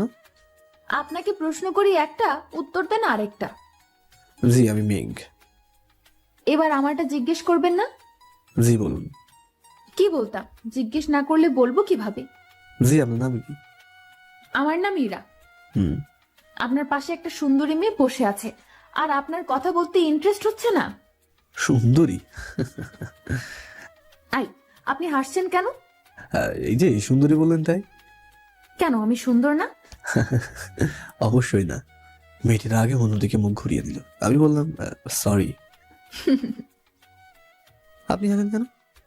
না মানে আমার একটা অ্যাবিলিটি আছে। অ্যাবিলিটি হচ্ছে যে কারোর সাথে মিথ্যার আগের অভিনয়টা খুব ভালো পারি। স্যার মানে? না না, আপনি আমার মতো ফাজিল টাইপস, তবে আমার থেকে কম। না, আমি বেশি। আচ্ছা আচ্ছা, বেশ বেশি। তো কোথায় যাবেন? চাচাতো ভাইয়ের বিয়েতে। আপনি? আমিও আমার কাজিনের বিয়েতে যাচ্ছি। তো কোথায় যাবেন? জামালপুর। আমিও তো সেখানে যাব। তো কোন ক্লাসে পড়েন? আমি অনার্স লাস্ট ইয়ার। আপনি? আমি নিউ ফার্স্ট ইয়ারে ভর্তি হয়েছি। কোন ভার্সিটি? ডাবি। আমিও তো সেখানে। দেখেন, একই জায়গায় পড়ি কিন্তু কোনোদিন কেউ কাউকে দেখিনি। প্রকৃতি আমাদের দেখা হওয়াটাই পূর্ব নির্ধারিত করে রেখেছে, তাই। হুম। দেখতে দেখতে আমরা গন্তব্যে পৌঁছে গেলাম। বাস থেকে নেমে মেহেদি বলল, তাহলে ক্যাম্পাসে দেখা হবে। জি। কেন? আপনি বাকিদের থেকে আলাদা। আপনার জায়গায় অন্য কেউ হলে নাম্বার খুঁজতো। জি, নাম্বার খোঁজা আমার স্বভাব না। জানি। কিভাবে? মানুষকে দেখেই বোঝা যায়। হয়তোবা। আসছি আজকে। আমি বিদায় নিয়ে রিক্সায় উঠলাম। চাচার বাসায় গেটের সামনে এসে ভাড়া মেটাচ্ছি, তখনই দেখি মেয়েটা রিক্সা থেকে নেমে আমাকে দেখে বলল, আপনাকে দেখে তো সত্যিই বোঝা কঠিন। নাম্বার না নিয়ে আমার পিছু পিছু চলে আসলেন। এই যে মিস, মাইন্ডের ল্যাঙ্গুয়েজ। আপনাকে ফলো করতে যাবো কোন দুঃখে? এইটা আমার চাচার বাড়ি, আর আমার চাচাতো ভাইয়ের বিয়েতে এসেছি। ওয়েট, আপনার চাচার বাসা মানে? অনেক ভাইয়া আপনার? ও আমার চাচাতো ভাই। অনেক ভাই আমার ফুফাতো ভাই। আমাদের ঝগড়া করতে দেখে চাচি বাইরে এসে আমাদের দুজনকে দেখে বলল, কি রে মেয়ে, কি হয়েছে? আরে ইরা, তুই কবে এলি যে? এই মাত্র এলাম ফুপু। আয় ভিতরে আয়। মেঘ আয় বাবা। আমি আর ইরা ভিতরে গেলাম। ভিতরে গিয়ে ইরা বলল, সরি। থাক, সমস্যা নেই, একটু মিস্টেক হতেই পারে, ইটস ওকে। ধন্যবাদ। আমরা নিজ নিজ রুমে চলে গেলাম। ফ্রেশ হয়ে এসে খাবার টেবিলে বসে চাচিকে বললাম, চাচি খুব ক্ষুধা লেগেছে, খেতে দাও। এমন সময় ইরাও এসে চেয়ার বসতে বসতে বলল, ফুফু খেতে দাও। আরে দাঁড়া দাঁড়া, দিচ্ছি তো। চাচি আমাদের খেতে দিল। পিছন থেকে কে যেন কাঁধে হাত দিয়ে বলল, কিরে ফাজিল, কবে এলি? গলা শুনে বুঝে গেলাম চাচা যান। এই তো চাচা, এখন এলাম, বসেন খাবার খান। আমি খেয়েছি, তোমরা খাও। তো ইরা মামুনি, কি খবর তোমার? এই তো ভালো ফুফা। তোমার মা বাবা আসবে না? ফুফা, বাবা বাইরে আছে, আম্মু কালকে চলে আসবে। আর মেঘ, তোর আব্বা আম্মু কবে আসবে? তোর বাপটাও জীবনে মানুষ হবে না, কোনোদিনও কোনো কাজে পাইলাম না তাকে। আর একমাত্র বড় ভাইয়ের ছেলের বিয়ে বলে কথা, আর সে কি না আসেনি এখনো। চাচা, আব্বু আম্মুরা কালকে আসবে, আর চিন্তা করতে হবে না, আমি আছি তো। তোকে সব দায়িত্ব নিতে হবে, তবে কোনো ফাইজলামি করবি না। ইয়েস স্যার, আপনি যা বলবেন। আবার শুরু করলি? খেয়ে নে। আমি আর ইরা খেয়ে দিয়ে ছাদে গেলাম। আমি মোবাইল নিয়ে ফেসবুকিং করছিলাম। এমন সময় কল আসলো, আর মেঘারি কল সেটা। আমি কলটা ধরে বললাম, কি হয়েছে বলেন। আপনি কোথায় গেলেন? আজকে ছাদে দেখতে পাইনি যে। আপনাকে বলতে যাব কেন? তোমাকে ভালোবাসি তাই বলবে। জানো না, ভালোবাসার মানুষের সাথে সব শেয়ার করতে হয়। ভালোবাসার মানুষ মানে? আপনি আজাইরা কথা না বলে ফোনটা রাখেন, এমনিতেই মনটা ভালো লাগে না। কেন, কি হয়েছে? প্লিজ ফোনটা রাখেন, বাই। আমি ফোনটা কেটে দিলাম। এটা আমার পাশে বসেছিল, আমাকে এইভাবে মন খারাপ করে থাকতে দেখে বললো, কি হয়েছে আপনার? কই কিছু না তো। আপনার মুখে স্পষ্ট দেখা যাচ্ছে, বলেন কি হয়েছে? না কিছু না, এমনিতেই। কফি খাবেন? আমি বানিয়ে নিয়ে আসি, খেয়ে দেখেন, মন ভালো হয়ে যাবে। এরা কফি বানাতে নিচে চলে গেল। আসলে কফি খাওয়ার ইচ্ছা নেই, ওকে নিচে পাঠিয়ে কিছু সময় একটু একা থাকতে চাই। মাথায় বারবার সকালে বিষয়টা ঘুরপাক খাচ্ছে। না, রাফিকে দরকার। সাথে সাথে কল দিলাম, ও কলটা ধরে বললো, কি রে, কি হয়েছিল তোর? সকালে ভাবে চলে আসলি আর বিকেলেও আসিস না আড্ডা দিতে? আরে আমি আমার চাচাতো ভাইয়ের বিয়েতে এসেছি। হালা, আমাদের একা রেখে চলে গেলি? আরে বাল, কলটা সেই জন্য দিয়েছি, কাল ভাইয়ার মেহেদি, তাই কালকে দুপুরের আগে সবাইকে নিয়ে চলে আসবে। আচ্ছা দোস্ত, অনেকদিন দাওয়াত খাই না, তোর ছিল একটা, খাইতে পারবো। আচ্ছা সকালে কি হয়েছিল? কিছু না। তুই না বললেও বুঝি দোস্ত, আমি আসি, তারপর সব দেখে নিবো। আমি ফোনটা কেটে ফেসবুকে মায়া ম্যাডামের আইডিতে ঢুকলাম। ভালো লাগছিল না, তাই ফেসবুক থেকে বের হয়ে যাবো এমন সময় ম্যাডাম মেসেজ দিল, কেমন আছো মেঘ? আপনাকে বলতে আমি বাধ্য নই। কি হয়েছে তোমার? জি কিছু না, আল্লাহ হাফেজ। ফেসবুক থেকে বের হয়ে অফলাইন চলে গেলাম। এরা কফি নিয়ে এসে আমাদেরকে এক কাপ এগিয়ে দিয়ে বললো, খেয়ে দেখেন, মন ভালো হয়ে যাবে। আমি এক চুমুক খেয়ে দেখলাম, সত্যি কফিটা অনেক ভালো। আমি ইরাকে বললাম, অনেক ভালো কফি বানাতে পারেন তো আপনি, যার বউ হয়ে যাবেন সেটা শুধু কফি খেতে চাইবে। আপনি তো দেখি হাসতেও পারেন। এটা আমার রক্তে মিশে আছে, তাই তো সবাই ফাজিল উপাধি দিয়েছে। আচ্ছা, আমাদের কলেজে যে নতুন ম্যাডামটা এসেছে, ওনার নাম কি? জানি না। কি বলেন? আমার জানা মতে প্রথম ক্লাসে তো উনি আপনাদের ডিপার্টমেন্টে নেই। তো আমি যাই ক্লাস করতে, ম্যাডামের নাম জানতে না। আমি আসি, নিজে চলে আসলাম। কেন যে বারবার ম্যাডামের কথাই মনে পড়ছে। না, উনি ওনার বিএফকে নিয়ে খুশিতে থাকুন, আমি ওনার লাইফে কেউ না। আমি আমার মতোই থাকবো। নিচে বসে অনেক ভাইয়া রয়ে গেলাম। ভাইয়া বসে বসে ফোন টিপছে। টিপছে বললে ভুল হবে, কথা বলছে হয়তো ভাবির সাথে। আমি ভাইয়াকে বললাম, ভাইয়া আসবো? আরে মেঘ, ছোট ভাই আমার, বসে পড়। ওয়েট, ছোট মানে? আমি জাস্ট 1 বছরের জুনিয়র, মাইন্ড ইট। ওই 1 বছর হোক আর 1 দিন হোক, ছোট তো ছোটই। তোমার সাথে আজাইরা কথা বলে লাভ নেই আমার। আমি চলে আসতেই যাবো এমন সময় ভাইয়ার হাত থেকে মোবাইলটা নিয়ে বললাম, ভাবি অধরা নামের একটা মেয়ের সাথে প্রেম করতো। পুরা ডাহা মিশা কথা। আমি বলে মোবাইলটা রেখে দিলাম এক দৌড়। যাক, এইবার বুঝবে কত ধানে কত চাল। সারা রাত চলবে ঝগড়া। আজকে অনেক ভাইয়া তো শেষ। আমি নিচে এসে কাজে মনোযোগ দিলাম। কাজ বলতে ডেকোরেশনের কাজগুলো আমাকে দেখতে হচ্ছে। একমাত্র বড় ভাইয়ের বিয়ে বলে কথা, বাড়িটা জাঁকজমকভাবে সাজাতে হবে তো। আমি ব্যস্ত হয়ে গেলাম, মোবাইলটা পকেটে রেখেছি আর হাতে নিই। তো রাত 12টার পর ফ্রি হলাম, ঘুম আর আসছে না, তাই গোসল করে ছাদে গেলাম একটু খোলা আকাশের নিচে বসতে। ছাদে গিয়ে বসে আছি, আকাশের চাঁদের আলো হয়ে আছে, সাথে হাজারো তারার মেলা। মাঝখানে এক হেরে যাওয়া ব্যক্তি, হালকা বাতাস বইছে। মোবাইলটা হাতে দিলাম। মেঘার অনেকগুলো কল এসেছে, পরে অনলাইন যাব কি যাব না বলেও গেলাম। ডাটা অন করতেই মেসেজ আসতে লাগলো। আমি মেসেঞ্জারে ঢুকলাম, প্রথম দেখি মেঘার অনেকগুলো মেসেজ। আমি রিপ্লাই দিতে যাবো, তার আগে মেঘা কল দিল। কল দিয়ে বললো, কুত্তা বিলাই, তোর সাহস তো কম না। একে তো আমার উপর রাগ দেখাস, আবার আমাকে অ্যাভয়েড করছিস। তোর হাত পা সব ভাঙবো আমি, বুঝলি? কই ছিলি? না মানে আসলে। কুত্তা, তুই কোথায় আমাকে বল। না, আপনাকে বলতে যাবো কেন? আমি বের করে নিব। তোকে যদি সামনে পাইতাম তাহলে কাঁচা চিবিয়ে খেতাম। তাহলে ভালো, আমিও আপনাকে দেখতে পাবো না। না থাক, দেখা লাগবে না। কই ছিলি? একটু মন খারাপ ছিল তাই। আচ্ছা, আমাকে এইভাবে শাসন করছেন কেন? আবে গাধা, তোর না কইছিলাম ভালোবাসি। কথা কি কানে যায় না নাকি? আমি আপনাকে চিনি না আর আপনি আমাকে চেনেন না, তাহলে ভালোবাসতে যাবেন কোন দুঃখে? তোরে চিনি না মানে? তোরে আমি হাড়ি হাড়ি চিনি। তুই কত বড় লেভেলের ফাজিল আমার জানা আছে, কিন্তু আমার সাথে ফাজলামি করে ছাড় পাবি না। এইবার মাথায় কেমন জানি সন্দেহ ঢুকলো। না, সে হতে পারে না, সে তো জাস্ট ফ্রেন্ড। না, এটা আমার ভুল ধারণা। কিন্তু নীলা এমনটা করবে কেন? না, নীলা না, তাহলে কি মুস্কান? আমাকে বের করতে হবে কে এই মেয়ে। আমাকে চুপচাপ থাকতে দেখে অপর পাশ থেকে মেঘা বলল, কি সাহেব, কি ভাবছেন? কিছু না, আর, আমার ভালো লাগছে না, পরে কথা বলবো। শোনো, জি বলেন। নিজের খেয়াল রাখবে আর মেয়েদের দিকে বেশি তাকাবে না। বিয়ে বাড়িতে অনেক মেয়ে থাকবে, যদি তাকাও তবে তোমার হাড় গুড় সব ভেঙে দিব। ওয়েট, আমি বিয়েতে এসেছি এইটা আপনি জানেন কেমনে? বললাম না তোমাকে ভালোবাসি, তাই তোমার সব খবর রাখি। এসব নিয়ে না ভেবে রেস্ট করো, যাও, কাল অনেক কষ্ট করতে হবে তো। মেঘা ফোনটা কেটে দিল, আর যেতে যেতে আমাকে একটা শক দিয়ে গেল।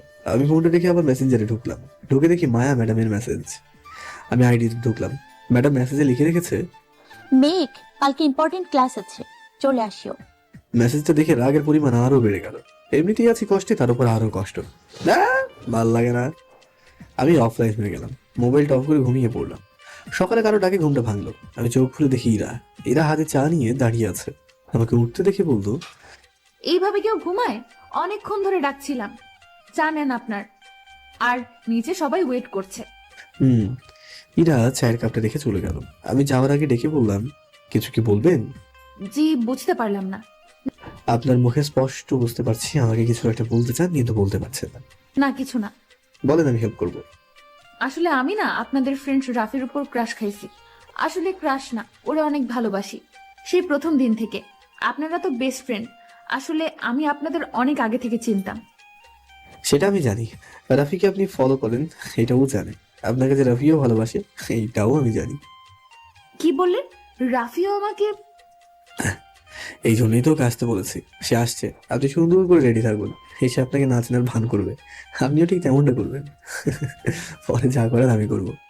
ধন্যবাদ। ধন্যবাদ বলে লাভ হবে না, খুব খিদা লেগেছে। নিজের হাতে কিছু বানিয়ে খাওয়ালে বেশি খুশি হবো, সাথে কফিও। আচ্ছা। ইরা খুশি মনে চলে গেল। হ্যাঁ, রাফি আর ইরার কাহিনীটা আগে থেকেই চলছিল, দুজন দুজনের ভালোবাসা। কিন্তু ইরা মেয়ে বলে বলতে পারছিল না, আর রাফির রিজেক্ট খাওয়ার ভয়। আর ইরাকে ঠিক আগে থেকে আমি চিনতাম, জাস্ট বাসে নাচেনার ভান করেছি, আর সেও ঠিক একই কাজই করলো। যাই হোক, আমি ফ্রেশ হয়ে নিচে গেলাম খেতে। টেবিলে দেখি পছন্দের পরোটা আর আলুর দম বানানো আছে। আমি চাচিকে জিজ্ঞাসা করলাম, চাচি এসব কে বানিয়েছে? ইরা বানিয়েছে। আমি খেয়ে দেখলাম, মাশাআল্লাহ, খেতে তো ওয়াও হয়েছে। ইরা আমার পাশে বসা ছিল, আমাকে জিজ্ঞাসা করলো, কেমন হলো ভাইয়া? ভালোই, তোমার হাতে রান্না অনেক ভালো। রাফি তো আবার খাবার পাগলা, তোমার রান্না ছাড়া তো কিছুই খেতে চাইবে না। ভাইয়া কবে আসবে সে? আরে এত অর্থহীন হচ্ছে কেন? আসবে আসবে, ঠিকই আসবে। কখন?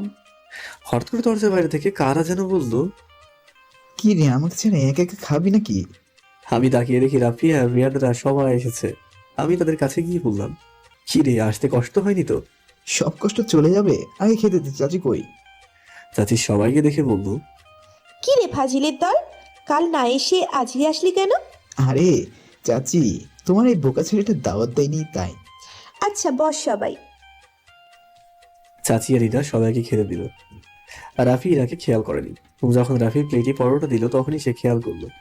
ইরাকে দেখে সে কিছুটা অবাকই হলো। ইরা পরোটা দিয়ে চলে গেল, বুঝতে পারলাম লজ্জা পেয়েছে।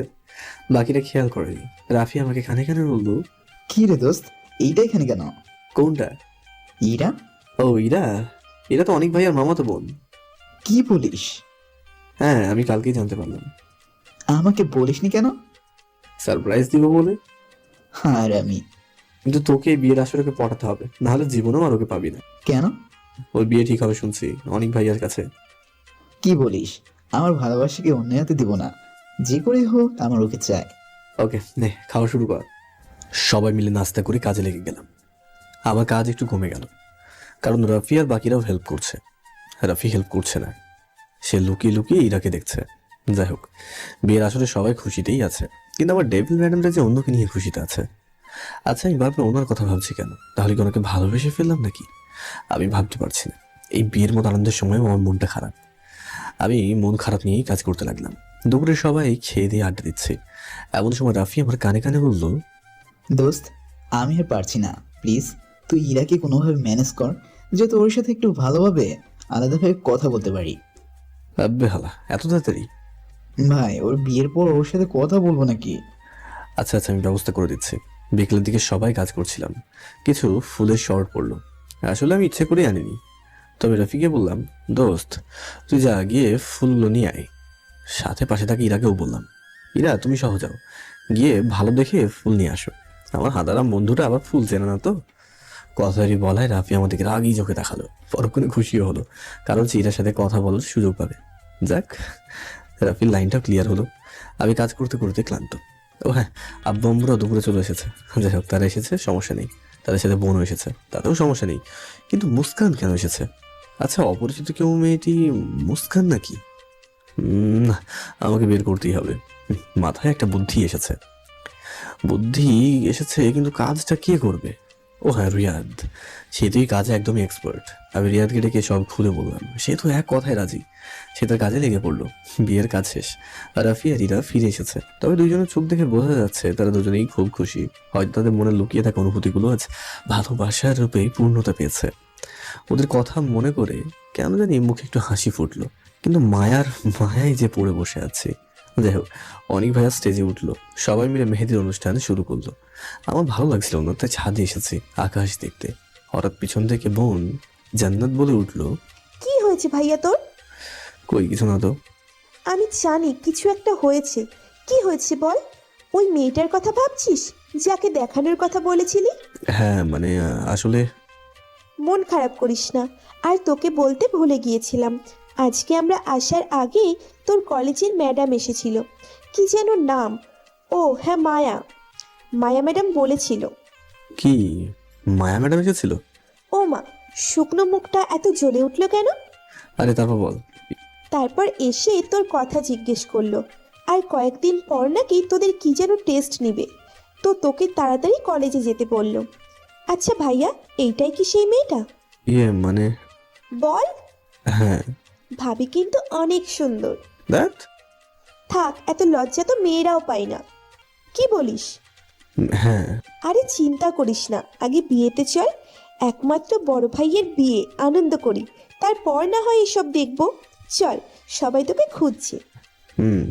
আমি বোনের সাথে গেলাম, অনেক আনন্দ করলাম। তারপর এলো ঘুমানোর পালা। আমি আর বাকিরা ঘুমিয়ে পড়লাম, কিন্তু রফি হারামজাদা মোবাইলে কল করছে। শালা প্রেম করতে বুঝলাম, একই বাড়িতে আছে, তাহলে কল করার কি দরকার? ছাদে গেলেই তো হয়। আমি ওর একটা থাপ্পড় দিয়ে বললাম, হালা দুজনেই ছাদে গিয়ে ইচ্ছে মতো আড্ডা দে, আমাদের একটু ঘুমাতে দে। বাহ, খুব সুন্দর বুদ্ধি তো, তুই সেরা দোস্ত। যা ভাগ। রাফি চলে গেল। এই একটা সমস্যা, প্রেম করলেই জ্বালা, না করলেও জ্বালা। সে যাই হোক, একটু ঘুমিয়ে নি। তো সকালে উঠলাম একটু দেরি করে, উঠে নাস্তা খেয়ে আবার কাজে লেগে গেলাম। একমাত্র চাচাতো ভাইয়ের বিয়ে, তাই আমাকে খাটতে হচ্ছে বেশি। আমরা চলে আসলাম বিয়ে বাড়িতে। ওরে মা, গেটে দেখি অনেক মেয়ে দাঁড়িয়ে আছে, টাকার ডিমান্ড করছে। তো ভাইয়াকে বললাম দিয়ে দিতে। ভাইয়া তার মানি ব্যাগটা আমাকে দিয়ে বললো, তুই একটু ম্যানেজ কর। আমারে বাইকে মানি ব্যাগে দেখি 20,000 আছে। আমি মেয়েগুলোকে কোনো মতে 5,000 টাকায় ম্যানেজ করে বাকিগুলো নিজের পকেটে ঢোকালাম। তো ভাইয়াকে মানি ব্যাগ ফেরত দেওয়ার পর ভাইয়া করুন চোখে আমাদেরকে তাকিয়ে বলতো, ওদের 5,000 দিয়ে বাকিগুলো নিয়ে নিলি? তোমার বিয়েতে এত খাটনি হলো, তার পারিশ্রমিক কে দেবে? হ্যাঁ তোরে আমি। আরে ভাইয়া রাগ করতে নেই, ভাবিরে দিয়েছিস মনে করে ভুলে যা। ভাইয়া জানে এখন কিছু বলে লাভ নেই। তো এইভাবে বিয়েটা শেষ হয়ে গেল। এবার আসছে মেন পালা, কান্নার পালা। আরে শালা, আমি মনে করছি ভাবি কাঁদতে কাঁদতে শেষ হয়ে যাবে, কিন্তু উনি তো হাসি মুখে গাড়িতে উঠলো। তো ভাইয়াদের গাড়িতে আমিও ছিলাম। ভাবিকে বললাম, ভাবি আজকে থেকে কি বিয়ের একটা নতুন কনসেপ্ট শুরু করছেন নাকি? কি? এই যে আগে বিয়েতে দেখতাম মেয়েরা বিয়ের সময় শ্বশুর বাড়িতে চলে যাবে বলে কান্না করতো, আপনি তো দেখছেন উল্টে হাসছেন। আরে ছোট দাবুরজি, আমার কান্না সহজে আসে না, আর যখন আসে তখন কেউ থামাতে পারে না। আরে আচ্ছা, চিন্তা করবেন না, ভাইয়া ঠিকই থামাতে পারবে। না পারলে হাত পা ভেঙে দেব। পাশ থেকে ভাইয়া বলল, তোমার রাগ ভাঙাতে আমার বয়েই গেছে। কি বললি তুই?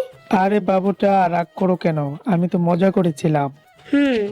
সবাই বাসে চলে আসলাম। বাসায় মেহমানে ভর্তি। আমি ছাদে দাঁড়িয়ে আছি, খোলা আকাশে তারার মেলা দেখছি। তখনই ফোনটা বেজে উঠলো। স্ক্রিনে তাকিয়ে দেখি মেঘা। কল ধরতেই মেঘা বলে উঠলো, এত ব্যস্ত মানুষ, একটা কল দেওয়ার সময় পাও না নাকি?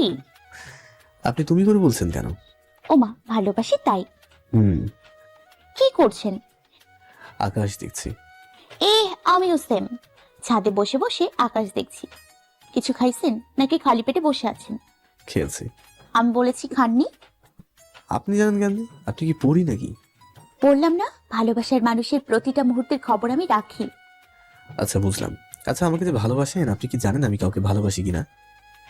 না, জানি না, জানার চেষ্টাও করব না।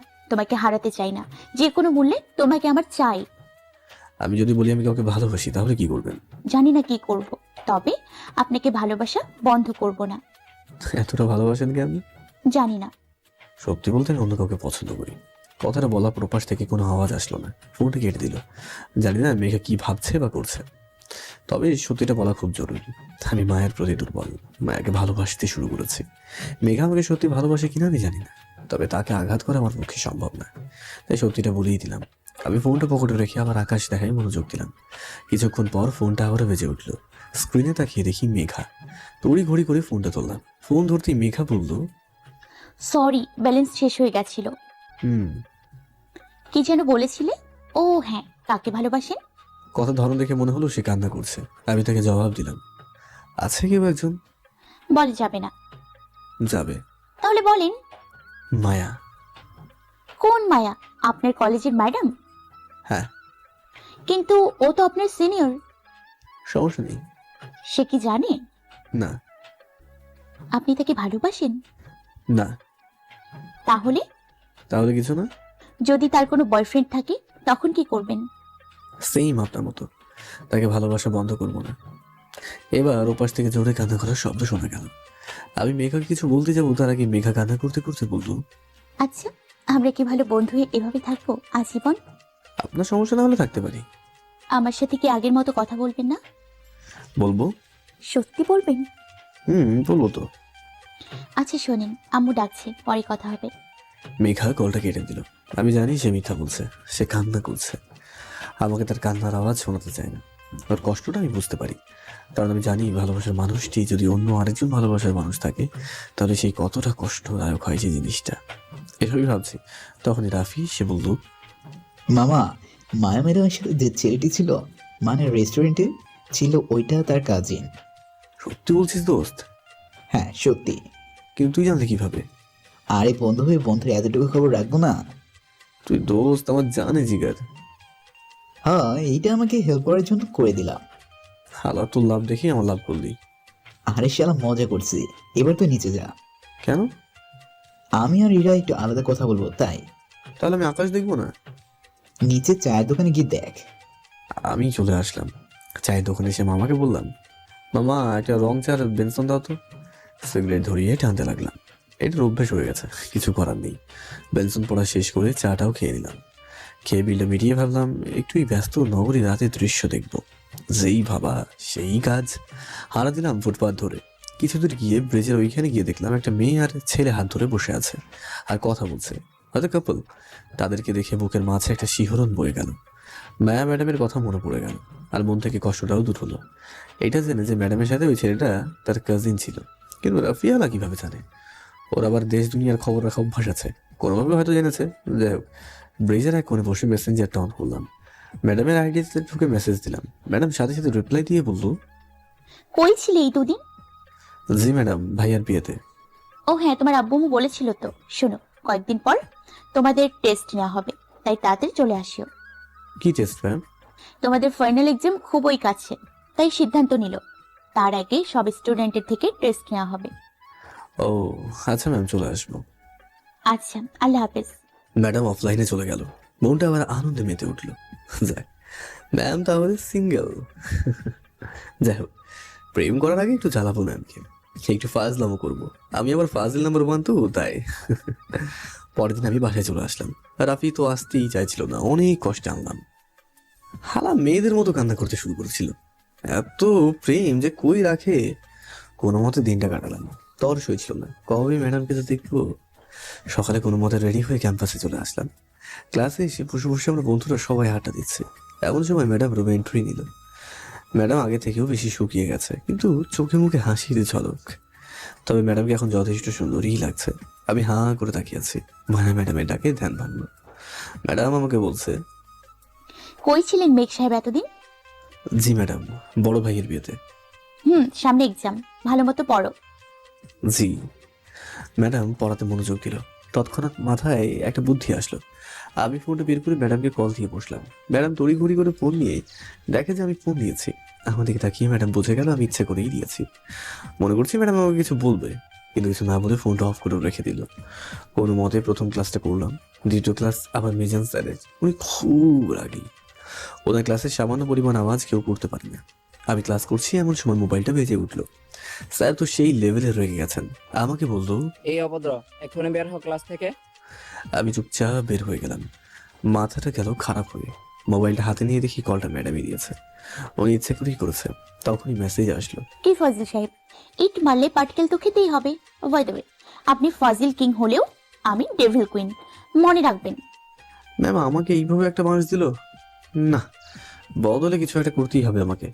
ক্লাস শেষে বাসের জন্য দাঁড়িয়ে আছি, কিছু দূরে ম্যামও দাঁড়িয়ে আছে।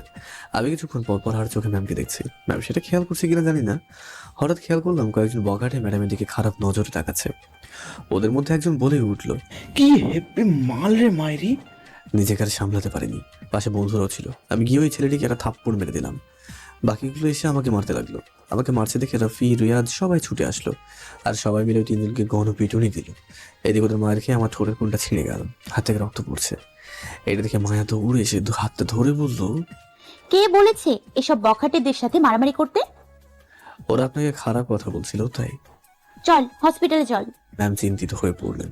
আমাকে তাড়াতাড়ি হাসপাতালে নিয়ে এসে ব্যান্ডেজ করিয়ে দিলেন। তারপর বললেন, এখন কেমন লাগছে? জি ম্যাম, ভালো। কে বলেছে এমন ছেলে মানুষের কাজ করতে? যদি কিছু হয়ে যেত তাহলে আমার কি হতো? কি ম্যাম? কিছু না। তাহলে কি আমি ভুল শুনলাম নাকি? বাসায় গিয়ে রেস্ট নেবে, আর কোনো কাজ করবে না, ওকে? আমি মনে মনে বললাম, কিন্তু বাসার সব কাজ তো আমাকেই করতে হবে। কেন? বাসায় কেউ নেই, সবাই চাচার বাসায়। ওইখানে কয়েকদিন থেকে তারপরে আসবে। তাহলে একা কিভাবে থাকবে? একটা কাজ করো, তুমি তোমার ফ্রেন্ডের বাসায় চলে যাও। কিন্তু ম্যাম ফ্রেন্ডের বাসায় তো আর এতদিন থাকতে পারবো না। আচ্ছা চিন্তা করবে না, আমি রাফিকে বলবো তোমার সাথে থাকতে, আর সে তোমার যত্ন নেবে। খাবার আমি বানিয়ে পাঠিয়ে দেবো। আপনি কেন এত কষ্ট করবেন? আমি হোটেল থেকে ঠিক আনিয়ে নেবো। না, হোটেলের খাবার ভালো না। তুমি বাসায় যাও রাফিকে নিয়ে, আমি রাতের খাবার পাঠিয়ে দিব। জি আচ্ছা। আমি রফিকে নিয়ে বাসায় চলে আসলাম। বাসায় এসে রফি আমাকে বেড়ে শুইয়ে দিল আর বলল, দোস্ত, আজকে কিন্তু তুই ম্যামের চোখে হিরো হয়ে গেলি। আব্বে হালা, হিরো হওয়া চক করে আমার হাতের 12টা বেজে গেল রে। ওইসব কিছু না, প্রেম করতে গেলে একটু রক্তারক্তি করতে হয়। আইসে আমার। তাহলে তুই দে একটু, আমি ইরাকে বলি তুই রক্ত দে। না থাক, তুই রেস্ট নে, আমি সিগারেট নিয়ে আসি। হালা, তোর তো লাইন ক্লিয়ার, তাহলে সিগারেট খাবি কেন? আর ইয়ার, তুই তো জানিস সিগারেট আমাদের অনেক পূর্ণ বন্ধু। রাফি সিগারেট আনতে চলে গেল। রাফি সিগারেট নিয়ে রুমে আসতেই ফোনে কল আসলো। সে সিগারেটের প্যাকেট আমাকে দিয়ে চলে গেল। আমি একটা সিগারেট ধরি আপন মনে টানছি। রাফি ফোনে কথা বলা শেষ করে এসে আমাকে বলতো, হারামি, তুই এরাকে কি বললি? কই কিছুই বলিনি তো, শুধু এটা বলেছি তুই সিগারেট খাওয়ায় অ্যাডিক্টেড। হালা, তোর জন্য আমার সিগারেট খাওয়া আজীবনের জন্য বন্ধ হলো। আমি সিগারেট ছাড়া থাকবো কেমনে? থাকতে তো হবেই, ভাবির ওয়াদা যে তোকে রাখতেই হবে। দাঁড়া, আমিও দেখাবো মজা। কিছুই করতে পারবি না, সিগারেট মুখে আছে। এমন সময় মায়া ম্যাম কল দিল। কলটা রিসিভ করতেই ম্যাম বলে উঠলো, মেঘ কেমন লাগছে এখন? জি ম্যাম, আগে থেকে একটু বেটার। নিজের যত্ন নিও, আর আমার আব্বু তোমার বাসায় খাবার নিয়ে যাবে। ম্যাম আঙ্কেলকে কেন কষ্ট দিচ্ছেন? আর এসব কিছু না, তোমার জন্যই তো করছে। তুমি নিজের যত্ন নাও। জি ম্যাম ফোন কেটে দিল। ফোন কাটার সাথে সাথেই আবার মেঘার ফোন আসলো। কলটা রিসিভ করতেই মেঘার ঝাড়ি শুরু। ম্যাম ফোনটা কেটে দিল। ফোন কাটার সাথে সাথেই আবার মেঘার ফোন আসলো। কলটা রিসিভ করতেই মেঘা ঝাড়ি শুরু। মেঘা বলতে লাগলো, সমস্যা কি? এত নায়ক সাজার কি দরকার ছিল? হ্যাঁ, পাশে বন্ধুরা ছিল, ওদেরকে আগে নিয়ে যেতে নিজের বড় হিরো মনে হয়, তাই না? যদি কিছু হয়ে যেত তখন? সরি আসলে। সরি, পরের বার থেকে হিরো সাজার চেষ্টা করবে না। আর ছেলেগুলো এখন হসপিটালে, আমার লোকেরা ওদের ইচ্ছে মতো ধোলাই করেছে। আরে ওদেরকে মারার কি দরকার ছিল? আমি আর ফ্রেন্ডরা মিলে তো অনেক পিটিয়েছি। আপনার গায়ে হাত দিয়েছে কেন? তাই বলে মেরে হাসপাতালে পাঠাবেন? হ্যাঁ পাঠাবো। তোমাকে যে একটা ঠোকা দেবে তাকে আমি ছাড়বো না। কেন? ভালো এমনি। আচ্ছা, নিজের যত্ন নিও, আর সময় মতো ওষুধ খেয়ে নিও। আর ম্যাডাম তো খাবার পাঠাবে, যদি খারাপ হয় আমাকে বলিও, আমি না হয় রান্না করে পাঠাবো। ম্যাডাম খাবার পাঠাবে, এটা কিভাবে জানেন আপনি? আপনাকে না বলেছি আপনার প্রত্যেকটা মুহূর্তের খবর আমি রাখি। রাখি। আল্লাহ হাফেজ, নিজের খেয়াল রাখবেন। আর আমি হয়তো বেশি দিন দেশে থাকবো না। কেন? চলে যাব স্পেনে, আব্বুর কাছে। কেন? যে কাজে এসেছিলাম সেটা শেষ, আমার স্টাডি কমপ্লিট। তাই আর যার জন্য থাকা সে তো অন্য কাউকে ভালোবাসে, তাই। শুনেন মেঘা, শুনেন মেঘা। কলটা কেটে দিল মেঘা। আমি স্পষ্ট জানি সে কাঁদছে। মেয়েটা এতটা ভালোবাসে আমায়, কিন্তু আমি তো মায়া ম্যামকে ভালোবাসি। না, আমি কিছুই বুঝতে পারছি না। আমি মেঘাকে কল দেওয়ার চেষ্টা করছি, কিন্তু কল তো ঢুকছে না। মেসেঞ্জারে গিয়ে দেখি মেঘা ব্লগ দিয়েছে। আচ্ছা, ওরা তো চিনি না, তাহলে এমন লাগছে কেন? কেন এত ছটফট করছি? আমি তো ম্যামকে ভালোবাসি। না, আমি কেন মেঘার কথা ভাববো? আমি এসব ভাবছি আর রাতের দিকে শুয়ে শুয়ে টিভি দেখছি। তখনই রফি এসে বলল, ম্যাম খাবার পাঠাইছে। কে এনেছে? একজন বৃদ্ধ লোক। কোথায় উনি? চলে গেছে। আরে বসতে বলিসনি কেন? বলছি, উনি তাড়াতাড়ি দিয়ে চলে গেল। আচ্ছা। ম্যাম কল দিচ্ছে। কলটা দিয়ে বলল, মেঘ, খাবার পেয়েছো? জি। খেয়ে নিও, আর ওষুধও খেয়ে নিও। জি ম্যাম। ম্যাম কলটা কেটে দিল। ম্যামের তো কেয়ার দেখে মনে হলো ম্যামের মনে আমার জন্য ফিলিংস আছে। ম্যামকে প্রপোজ করে দেবো, কিন্তু থাক, এখন না। সঠিক সময় আসলে ঠিকই করবো। পুরো 1 সপ্তাহ পর আমি সুস্থ হলাম। পরীক্ষাও কাছে আসলো। পড়ালেখায় মনোযোগী দিলাম। কালকে পরীক্ষা, রাতে পড়ছি। হঠাৎ করে মোবাইলে মেসেজ আসলো। তাকে দেখি মেঘা। মেসেজটা ওপেন করে দেখি লেখা আছে, কালকের জন্য বেস্ট অফ লাক। মনোযোগ দিয়ে লিখবেন আর নিজের খেয়াল রাখবেন। আমি কি মনে করে কল দিয়ে বসলাম। সেও হয়তো আমার কলের অপেক্ষায় ছিল। কল দেওয়ার সাথে সাথেই কল ধরলো। আমি চুপ করে আছি দেখে সে বলল, কিছু বলবে? না। আচ্ছা, রাখি তাহলে। শুনুন। বল। কেমন আছেন? যেমন থাকার কথা। করে যাবেন? সামনের মাসের 12 তারিখ বিকাল 5টায় ফ্লাইট। আমি রাখি, আল্লাহ হাফেজ। মেঘা ফোনটা কেটে দিল। আমি জানি সে কান্না করছে, কিন্তু কিভাবে? আমি ওকে না দেখে যেতে পারছি না। আমার পড়াশোনায় মনোযোগ দেওয়া দরকার। ভাবছি ফাইনাল পরীক্ষার পরপরই ম্যামকে প্রপোজ করব। পরের দিন ভালো মতো পরীক্ষা দিলাম। পরীক্ষা ভালোই হয়েছে। আসার সময় নীলা আমাকে ডেকে বলল, মেঘ, একটু কথা ছিল। হ্যাঁ বল। কালকে একটু দেখা করিস। আচ্ছা। আমি বাসায় আসলাম। এসে ভাবতে লাগলাম নীলা এত জরুরিভাবে দেখা করতে বললো কেন। আমি চিন্তায় আছি কিভাবে ম্যামকে প্রপোজ করব। তখনই বোন জান্নাত এসে আমাকে বলল, ভাইয়া কি ভাবছিস? আরে কিছু না। বল। আরে ভাবছি ম্যামকে কিভাবে প্রপোজ করব। সত্যি? হ্যাঁ, তো কখন করবি? পরীক্ষার পর। না ভাইয়া, আগে করবি। কেন? করতে বলছি, করবি। আচ্ছা, কিন্তু কিভাবে? বোন আমাকে সব কিছু বুঝিয়ে বলল। সব শুনে একটু সাহস পেলাম। রাফিকে সব বললাম। সে তো শুনে মহা খুশি। রাতে হঠাৎ করে ঘুম ভেঙে গেল। একটা দুঃস্বপ্ন দেখলাম। আমি একটা মেয়ের সাথে হাত ধরে হাঁটছি। হঠাৎ করে মেয়েটি আমাকে বাঁচাতে গিয়ে নিজেই গাড়ির নিচে চাপা পড়লো। মেয়েটির নাম ধরে চিৎকার দিলাম। সেই মেয়েটি ছিল মেঘা। গলাটা শুকিয়ে যাচ্ছে। আমি নিচে গিয়ে পানি খেয়ে আসলাম। আচ্ছা, আমি স্বপ্নটা কেন দেখলাম? কেনই বা মেঘাকে নিয়ে ভাবছি? না, আমি মায়ায় পড়েছি। আমি তো আমার ডেভিল ম্যামের প্রেমে পড়েছি। তাহলে মেঘার কথা কেন ভাবছি? যেই মেয়েটাকে কোনোদিন দেখিও নি, জানিও না শেখে, তাহলে তোর কথা ভাবছি বা কেন? পরের দিন ক্যাম্পাসে বড় গাছটির নিচে দাঁড়িয়ে আছে নীলার জন্য। আজকে শাড়ি পরে এসেছে। ওকে শাড়ি পরতে দেখে কিছুটা অবাকই হলাম। আমার কাছে এসে নীলা তার পিছন দিকে একজোড়া গোলাপ আমার দিকে এগিয়ে দিয়ে বলল, মেঘ, তোকে সেই প্রথম দেখায় ভালোবেসে ফেলেছি। তোর প্রেমে সেই প্রথম দিন থেকে হাবুডুবু খাচ্ছি। নিজেকে আর ঠিক রাখতে পারছি না, তাই আজকে অনেক সাহস নিয়ে প্রপোজ করছি তোমায়। আমাকে একটু ভালোবাসবে? আমি মনে গেলাম। নিজেকে সামনে নিয়ে বললাম, শোনো, আমি তোকে সবসময় একজন ভালো বন্ধু ভেবেছি, আর কিচ্ছু না। আমি অন্য কাউকে ভালোবাসি। নীলা চোখে পানি। আমি কিছু বলতে যাবো তার আগে সে আমাকে জড়িয়ে ধরলো, যার জন্য আমি প্রস্তুত ছিলাম না। আমাকে জড়িয়ে ধরে সে বলতে লাগলো, প্লিজ মেঘ, আমি তোমাকে ছাড়া বাঁচবো না, প্লিজ। ম্যাম পিছনে ফিরে আমাকে থাপ্পড় মেরে বলল, তোর মতো লুচ্চা আমি দেখিনি। আমাকে আর ফলো করবি না। আর হ্যাঁ, আমার চোখের সামনেও যেন আর না দেখি। ম্যাম কাঁদতে কাঁদতে চলে গেল। আমি দাঁড়িয়ে আছি, চোখ দিয়ে অস্ত্র গড়িয়ে পড়ছে। ম্যাম চলে গেছে। আমি আর দেরি না করে বাসায় চলে আসলাম। রুমে গিয়ে দরজা বন্ধ করে শুয়ে আছি। মনটা খারাপ। ম্যাম আমার কাছ থেকে সত্যিটা জানতে চাইনি একবারও। কেন শুধু শুধু আমাকে ভুল বুঝলো? বোন এসে দরজা ধাক্কা দিচ্ছে।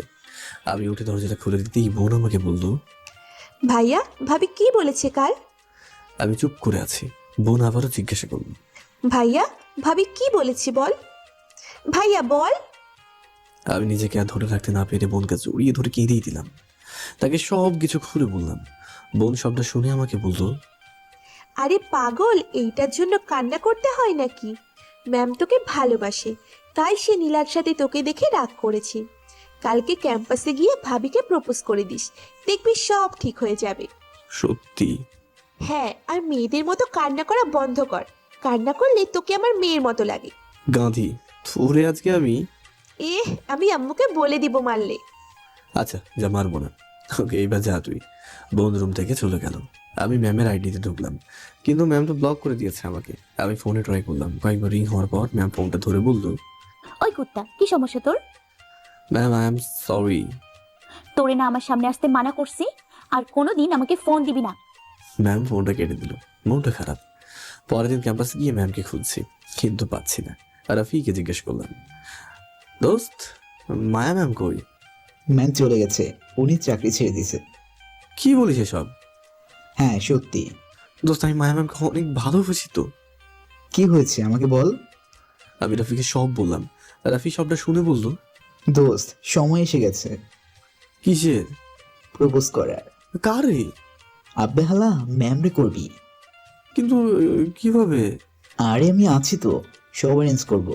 তুই শুধু রাত 12টায় কল দিলে নির্দিষ্ট জায়গায় চলে আসিস। ওকে মামা। আমি নিশ্চিন্তে বাইরে চলে আসলাম। রাফি যখন বলছে তাহলে সবই সম্ভব। আমি অপেক্ষায় আছি। রাফি 11:30 কল দিয়ে একটা জায়গায় যেতে বললো। আমি 20 মিনিটে পৌঁছেও গেলাম। গিয়ে দেখি রাফি শহরে ইয়াদেরা সবাই আছে, আর তাদের হাতে সব কাগজ। আমাকে দেখে রাফি বললো, ম্যামকে কল দিয়ে নিচে আসতে বল। কিন্তু ম্যাম এইখানে আসবে কেন? আব্বে হালা, ম্যাম সামনে বসে থাকে। ওয়েট মামা, আমি কল দিচ্ছি। কিন্তু আমার বুকটা কাঁপছে। কেন? প্রথমবার কাউকে প্রপোজ করবো তাই। কেন, ভবিষ্যতে আরো কয়েকটা করবি নাকি? না ভাই, একটাই, এইটাই করতে পারলেই হলো। তাইলে হালা কল দে। কিন্তু তোদের হাতে সব কি? আরে বা, বেশি কথা না বলে ম্যামকে নিচে আসতে বল। আমি মায়া ম্যামকে কল দিলাম, কয়েকবার দিলাম, কিন্তু ম্যাম কলটা ধরলো না। আমি আবারও দিলাম। ম্যাম কলটা রিসিভ করে বিরক্তির স্বরে বলল, তোর মতো বেহায়া নির্লজ্জ ছোট লোক আমি আর দুইটা দেখিনি। সরি ম্যাম, আসলে। আরে তোর এত অপমান করার পরেও কি হয় না? ম্যাম একটু নিচে আসবেন? কেন? আসেন না। আমি কি তোর চাকর নাকি? Ma'am please. ম্যাম আর কিছু না বলে ফোনটা কেটে দিল। রাফি আমাকে হতাশ হতে দেখে বলল, কি রে, কি হয়েছে?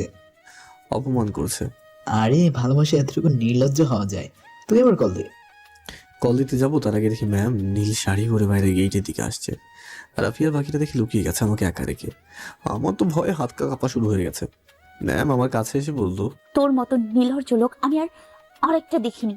তুই না মানা করেছি আমার সামনে না আসার জন্য? আমি এমনিতেই ভয় আছি। ম্যামের ঝাড়ি খেয়ে আরো দ্বিগুণ বেড়ে গেল। না মানে মানে আসলে। কি বললি, বল তাড়াতাড়ি। না মানে আসলে হঠাৎ দেখি রাফি আর পাখির হাতে একটা কাগজ আর একটা গোলাপ ফুল নিয়ে ম্যামের কাছে এসে ধরলো। খেয়াল করে দেখলাম সবার হাতের কাগজটা বড় আকৃতির, আর ওইখানে বড় করে লেখা আছে সরি। কিন্তু রাফির হাতে লেখা আছে অন্য কিছু। রাফির হাতের কাগজে লেখা আছে, আমি তোমাকে ভালোবাসি। ম্যাম লেখাটা দেখে আমাকে থাপ্পড় মেরে বলল, ছি, তোর মতো লুচ্চা এসব ছাড়া আর কি করতে পারে? কয়টা লাগে তোর? হ্যাঁ, কয়টা লাগে? মেয়েবাজি করার জায়গা বসে না। এইবার নিজেকে কন্ট্রোল করতে না পারে ম্যামকে থাপ্পড় মেরে দিলাম আর বললাম, চুপ, একদম চুপ। কি মনে করিস তুই নিজেকে? তোকে সেই প্রথম দিন থেকে ভালোবাসি। ম্যাম হয়েছিস তো কি হয়েছে, ভালোবাসি ব্যাস। আর হ্যাঁ, আমি ফাজিল, আমি খারাপ। হ্যাঁ সত্যি তো, কিন্তু এতটা খারাপ না যে যাকে ভালোবাসি তাকে ছাড়া অন্য মেয়েকে ভালোবাসবো। আমি শুধু তোকেই ভালোবাসি, আর তোকেই ভালোবেসে যাব, বয়সে বড় হোক বা যাই হোক। আর হ্যাঁ, আমি আজ পর্যন্ত কোনো মেয়েকে নিয়ে চিন্তা করিনি যতটা তোকে নিয়ে করছি। রাতের ঘুম হারাম করেছি, তার বদলে এই প্রতিদান পেলাম। ভালোবাসি বলে নিজেকে নির্লজ্জ করেছি, তোর হাজার অপমান সহ্য করেছি, কিন্তু আর না। আমার ক্যারেক্টার কিরকম আমার বন্ধুরা সবাই জানে। আসি। আর হ্যাঁ, আজকের পর থেকে এই মুখ আর দেখাবো না। মুখ তো দূরে থাক, ছায়াও আপনার পাশে থাকবে না। আর সরি থাপ্পড় মারার জন্য। আসি। আর রাফি আমার হাত ধরে বলল, দোস্ত। না ভাই, আর না। আমি খারাপ, আমি ফাজিল, আমি নির্লজ্জ, কিন্তু আমি মেয়েবাজি করি না। চল। প্লিজ ম্যামকে বল। না, আর বলবো না, সব অনুভূতি মরে গেছে। আমি মেয়েবাজি করি? এতদিনে এইটুকু চিনেছে আমাকে? যে মেয়ে আমাকে চিনতে পারে না, বুঝতে পারে না, তাকে ভালোবাসা আমার পক্ষে সম্ভব না রে। আমি আসি। আমি বাসায় চলে আসলাম। এত রাতে বাসায় ফিরতে দেখি মা কিছু না বললেও বোন আমার রুমে এসে বলল, কি রে ভাইয়া, কি হয়েছে? আর তোর মুখে আঙুলের দাগ কোথা থেকে আসলো? আরে কিছু না, এমনিতেই। না, কিছু একটা হয়েছে, বল আমাকে। না বোন, কিছুই হয়নি। ভাইয়া আমার কসম দিলাম, বল কি হয়েছে। আমি বোনকে সব বললাম। বোন সব শুনে রেখে গিয়ে বললো, এত বড় সাহস ওর, তোকে থাপ্পড় দিয়েছে, ওকে আমি ছাড়বো না। বোন শান্ত হ, আর সব সমস্যা আমার জন্য হচ্ছে, তাই আমার দূরে চলে যাওয়াই ভালো। কিন্তু ভাইয়া সামনে তোর এক্সাম। সমস্যা নেই, আমি শহর ছেড়ে চলে যাব। পরীক্ষা না হয় ওইখান থেকেই দেবো। কিন্তু যাবি কোথায়? বড় খালার বাসায়। আচ্ছা যা, মন খারাপ করিস না।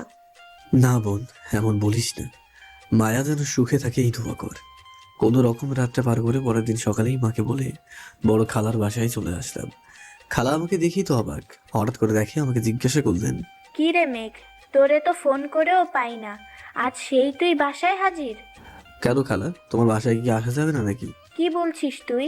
আয় ভেতরে আয়, থাকবি নাকি চলে যাবি? না খালা, এবার অনেক দিন থাকবো। আচ্ছা যা, উপরে তন্নি আছে, ওরে বল রুম দেখাই দিবে। আচ্ছা। আমি টনির রুমে গেলাম আস্তে আস্তে। সে মুখে কি সব মেখেছে, দেখতে একদম ভূতের মতো লাগছে। আমি আস্তে আস্তে পিছন দিক দিয়ে গিয়ে তাকে চিৎকার দিলাম। টনি লাফিয়ে উঠে এদিকে এদিকে দৌড়াতে লাগলো। আমাকে দেখে সে দৌড়ে এসে জড়িয়ে ধরে বললো, মেঘ ভাইয়া কবে এসেছিস তুই? এই তো এইমাত্র আসলাম। আচ্ছা বস। তো কি মনে করে আসলি?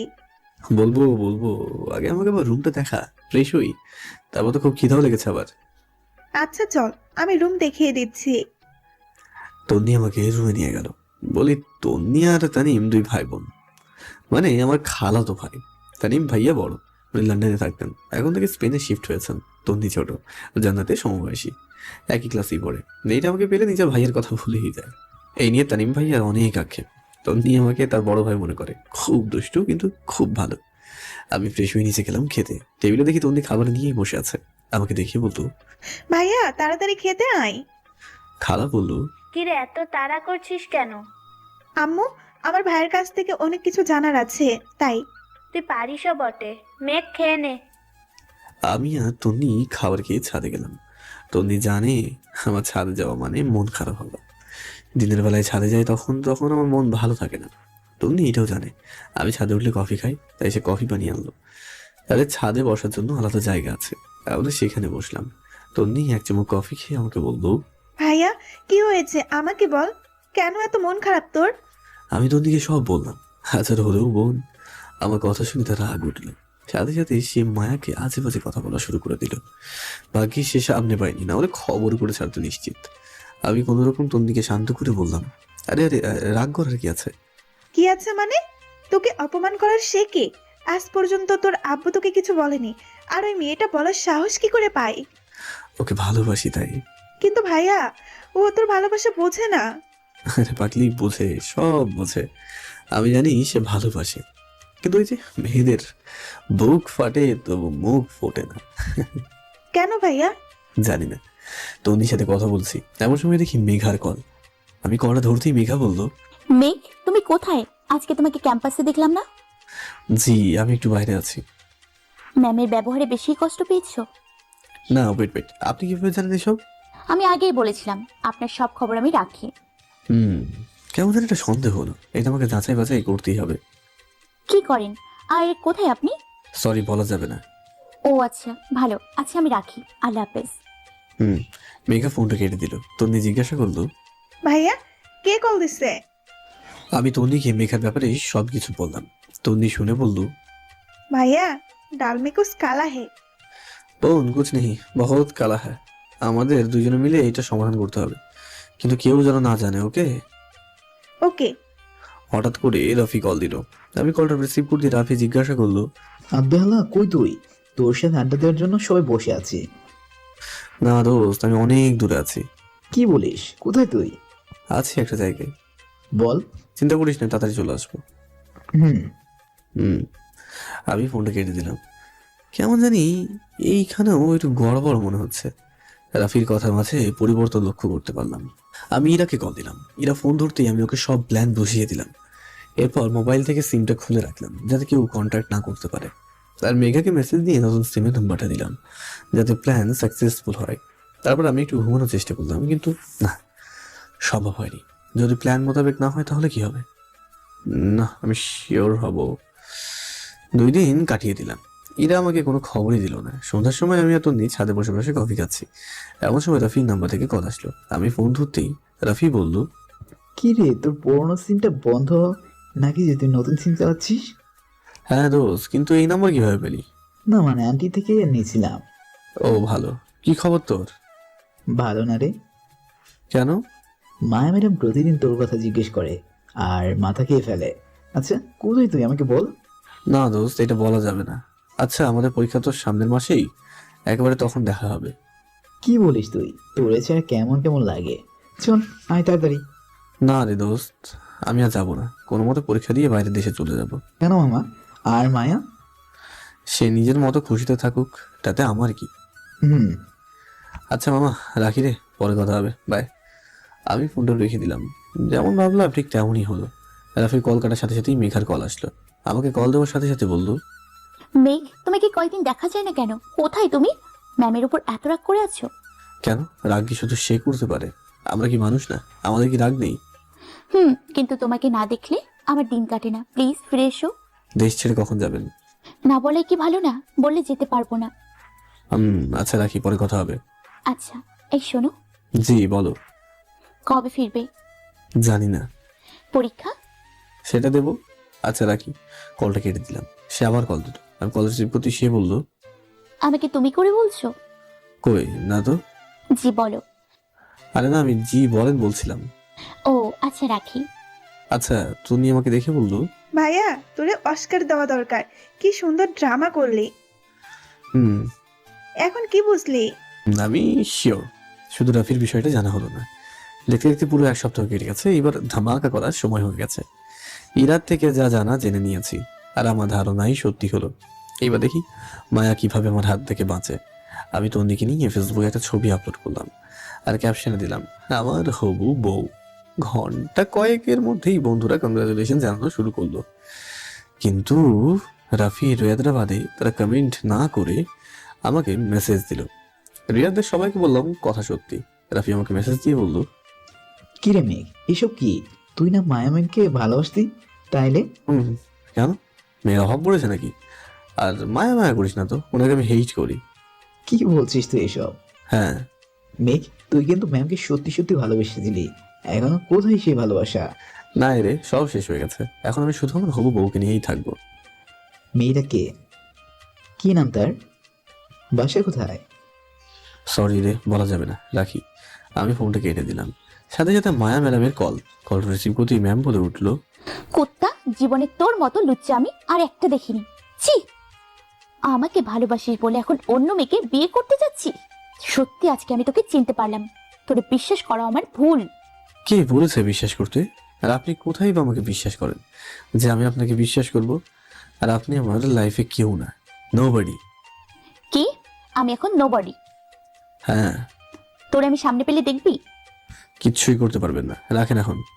মেঘ শোনো। শুনতে চায় না। মেঘ, মেঘ প্লিজ। আমি ফোনটা কেটে দিলাম।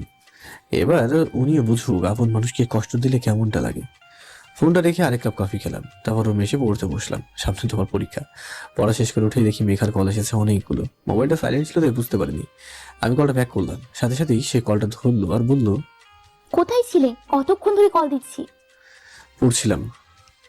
পোস্টের মেয়েটিকে? আমার হবু বউ। মায়া? ওই নামে কাউকে আমি চিনি না। তোমার মতো লুচ্চা আমি আর আরেকটা দেখিনি। ছি ছি ছি, একটা মেয়েকে ছেড়ে আরেকটা মেয়েকে কিভাবে ভালোবাসো তুমি? ছি মেয়ে, তোমার জন্য যে ভালোবাসাটা ছিল আর সেটা শেষ হয়ে গেছে। আমি ভুল ছিলাম তোমার বিষয়ে। তুমি সত্যি একটা খারাপ মানুষ আর একটা বাজে লোক। সমস্যা নেই, আমি জানি এটা। তোমার সাথে কথা বলতে আমার ঘৃণা করছে। এই বলে কলটা কেটে দিলাম। এইদিকে হাসতে হাসতে আমার পেট ব্যথা হচ্ছিল। নেইলটা সঠিক জায়গায় গিয়ে লেগেছে। এবার সামনে যে কি হয় সেইটা দেখার পালা। পরীক্ষার দিন ঘনিয়ে এসেছে। এরই মধ্যে কারোর সাথে কোনো প্রকার কথা হয়নি, কারণ মোবাইলে 2টাই সিম খুলে রেখে দিয়েছিলাম। পরীক্ষার আগের দিন রাতে সিম খুললাম, ভেবেছিলাম মেঘে মেসেজ দেবে, কিন্তু সে দেয়নি। রাফি অনলাইন আছে কিন্তু মেসেজ দিচ্ছে না, শুধু হৃদয় মেসেজ দিচ্ছে, কারণ সে সব জানে। পরের দিন তন্নিকে সাথে নিয়ে বাসায় চলে আসলাম। সেখান থেকে রিক্সা নিয়ে পরীক্ষা হলে আসলাম। হলের সামনে এসে দেখি রফি আর বাকিরা দাঁড়িয়ে আছে। আমি রফির কাছে গিয়ে বললাম, কি অবস্থা তোর? ছি ছি, লজ্জা করে না তো? তোর মতো লজ্জা বন্ধু যেন কারোর না হয়। জানিস মা ম্যাডামের কি কষ্ট হচ্ছে, কিসের মধ্যে আছে উনি? তাতে আমার কি? সাথে সাথে ম্যাম এসে আমাকে থাপ্পড় মেরে বললো, তোর কি মানে? তুই আমাকে ভালোবাসিস না? ভালোবাসা এখন শুধু আমার হবু বউকে ঘিরে। এই মেয়েটা, একে তো দেখে মনে হয় কোনো নর্দমা থেকে উঠে এসছে। আমি জানি মায়া এসব বলবে, সে রেগে আছে, তাই তন্নিকে আগে থেকে সব বলে দিয়েছিলাম কি করতে হবে। মেঘ তোমার হবু বউকে কিভাবে খারাপ বলে? আপনি কি আমার হবু বউকে খারাপ বলার? আমি তোমাকে ভালোবাসি আর তুমিও আমাকে ভালোবাসো। কে বলেছে আমি আপনাকে ভালোবাসি? আমি তোমার হবু বউ তন্নিকে ভালোবাসি। কি বলছো সব তুমি? প্লিজ মেঘ, এমন করিও না। আমি তোমাকে ছেড়ে কিভাবে থেকেছি এই কয়েকদিন আমি জানি। কি কষ্টের মাঝে আমি কাটিয়েছি। ও আচ্ছা, ওই আমি তো দেখতে পাচ্ছি না। পাশ থেকে রাফি বললো, মেঘ তুই এমন করছিস কেন? তুই না ম্যামকে ভালোবাসিস, তাহলে কোথায় গেল তোর ভালোবাসা? আমি তন্নিকে ভালোবাসি। চল, দেরি হয়ে আছে, এক্সাম শুরু হয়ে যাবে। মায়াকে কাঁদে দিয়ে আমি চলে আসলাম পরীক্ষার হলে। এমন জানি মায়ের কান্না মিশ্রিত মুখটা দেখতে খুব কষ্ট হচ্ছিল। আমি ওকে কষ্ট দিতে চাই না। পরীক্ষাটা শেষ হোক তবেই আমি মায়াকে আপন করে নেব। জানি আমার রেজাল্ট তেমন একটা ভালো হবে না। কোনো মতে পরীক্ষা দিয়ে বের হলাম। বের হতেই তন্নি এগিয়ে এসে বললো, ভাইয়া পরীক্ষা কেমন হয়েছে? হ্যাঁ চুপ, আসতে ডাক। কেউ শুনলে সব প্ল্যান মাটি হয়ে যাবে তো একদমই। আচ্ছা, পরীক্ষা কেমন হয়েছে? মোটামুটি। ভাইয়া আগে পরীক্ষাটা মনোযোগ দিয়ে দে, তারপর না হয় যা করার করবি। ভাইয়া, মায়া আমার কাছে আসছিল। কখন? তুই পরীক্ষা দিছিলি তখন এসে আমাকে কাঁদতে কাঁদতে বললো সে তোকে অনেক ভালোবাসে। প্লিজ ওরে কষ্ট দিস না। একটু কষ্ট থাকুক, আজীবনের কষ্টকে তার কাছেও আসতে দেবো না। ওকে, এখন কি করবি? মায়ের কাছে চল। আমি আর তন্নি মায়ের কাছে গেলাম। তন্নু জানে সে কোথায়। মায়া আমাকে দেখিয়ে এসে বলল, মেঘ প্লিজ এমন করো না। সরি, আমাকে ভুলে যাওয়াতেই আপনার ভালো। প্লিজ মেঘ, আমার ভুল হয়ে গেছে, আমাকে মাফ করে দাও। মাফ আমি সে কবেই করেছি। তাহলে বলো ভালোবাসি। বললাম তো, আমার সব ভালোবাসা আমার হবু বউকে ঘিরে।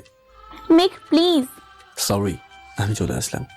ওকে কষ্ট দেওয়ার মানে এই না যে ওকে ভালোবাসি না, তবে আমার প্রতি ওর ভালোবাসাটাকে গভীর করার জন্য এইসব কথা খুবই জরুরি।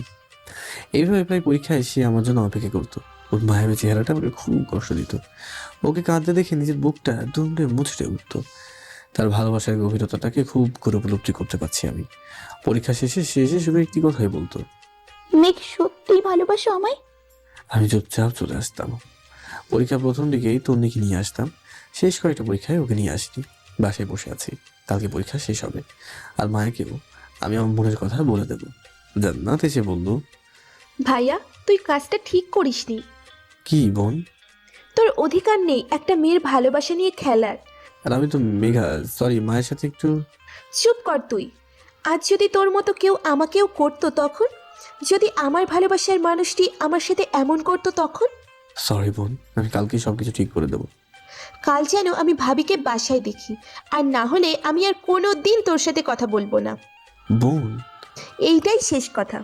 আমি জানি বোন রাগের মাথায় বলছে, কিন্তু আমি তো শিওর মায়া ম্যাম আমার শুধুই আমার। উনি আমাকেই ভালোবাসে। পরের দিন নিজের বাইকটা নিয়ে পরীক্ষা হলে গেলাম। আজকে পরীক্ষার পর মায়াকে নিয়ে পুরো শহরটা ঘুরবো। পুরো শহরে আমাদের ভালোবাসার রং মাখিয়ে দেবো। এই শহরে যেন সাক্ষী দেয় আমাদের ভালোবাসা।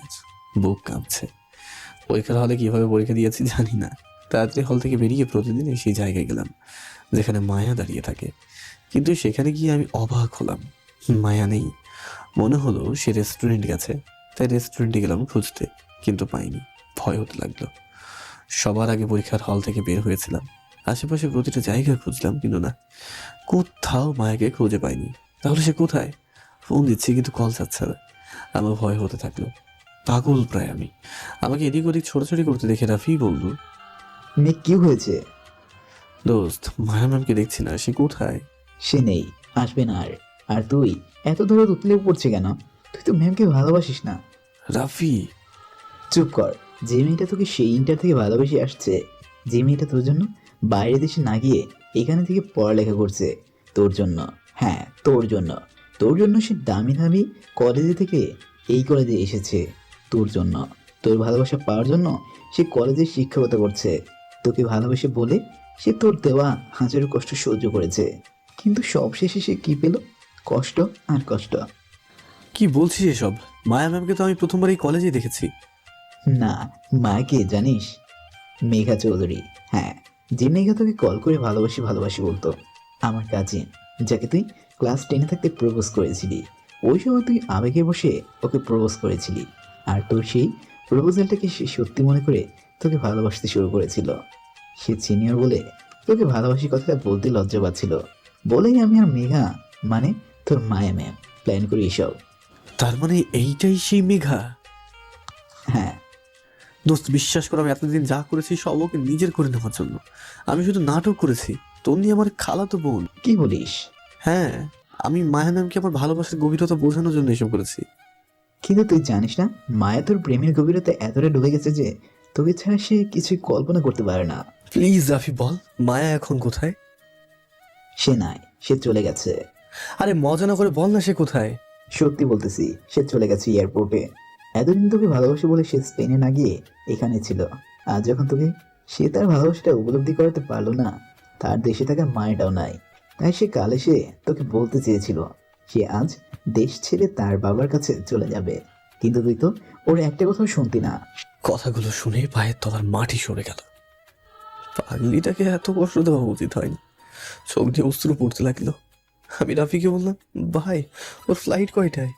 1 ঘন্টা পর। কি বলিস কি? হ্যাঁ। প্লিজ ভাই, ওকে যেতে না কর প্লিজ। কেমনে ওকে না করবো? ভালোবাসি তাই। কেমনে ওকে না করবো? আর কেন করব?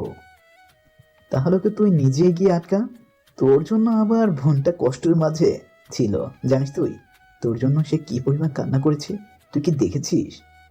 সরি দোস্ত। সরি না বলে তাড়াতাড়ি গিয়ে ওকে আটকা। ওকে, আমিই যাচ্ছি। আমি আমার মায়াকে কোথাও যেতে দেবো না। আমি তাড়াতাড়ি বাইকটা স্টার্ট দিয়ে এয়ারপোর্টের উদ্দেশ্যে রওনা হলাম। বাইকের স্পিড বাড়াতেই লাগলাম। চোখ দিয়ে পানি ঝরে পড়ছে। আমি কি করলাম? নিজের অজান্তেই মায়াকে এতটা কষ্ট দিয়ে দিলাম। আল্লাহ, সে যদি চলে যায় তাহলে আমি বাঁচবো না। আল্লাহ, আমি ওকে ছাড়া কিভাবে বাঁচবো? ওকে যে অনেক অনেক ভালোবাসি, অনেক। বাইকের গতি অতিরিক্ত মাত্রায় বাড়ানো ছিল। হঠাৎ করে আমার গাড়ির সামনে একটা বাচ্চা এসে যাওয়ায় আমি গাড়িটাকে কন্ট্রোল করতে না পারে অ্যাক্সিডেন্ট করে বসি, আর সাথে সাথেই অজ্ঞান হয়ে যায়। অজ্ঞান হওয়ার আগে দেখি আমার রক্তে আশেপাশে মাখামাখি হয়ে গেছে। চোখ খুলতে খুবই কষ্ট হচ্ছে, মাথায় প্রচণ্ড ব্যথা। কোনো মতে চোখটা মিলিয়েই চারপাশে তাকাই, দেখে মনে হচ্ছে হসপিটালে আছি। পাশে একজন নার্স ফাইল চেক করছে। আমাকে চোখ খুলতে দেখে নার্সটি ডাক্তারকে ডাক দিল। ডাক্তার তাড়াতাড়ি এসে আমাকে চেক করলো, তারপরে বললো, মেঘ সাহেব, আপনি খুব লাকি। আপনার স্ত্রী যদি সময় মতো আপনাকে হাসপাতালে না নিয়ে আসতো তাহলে আপনাকে বাঁচানো সম্ভব হতো না। আমার স্ত্রী? কে সে? ওই তো বাইরে দাঁড়িয়ে আছে। মেঘা ম্যাম, একটু ভিতরে আসেন, আপনার স্বামীর জ্ঞান ফিরেছে। মেঘাকে ভিতরে আসতে দেখি বুকটা ধক করে উঠলো।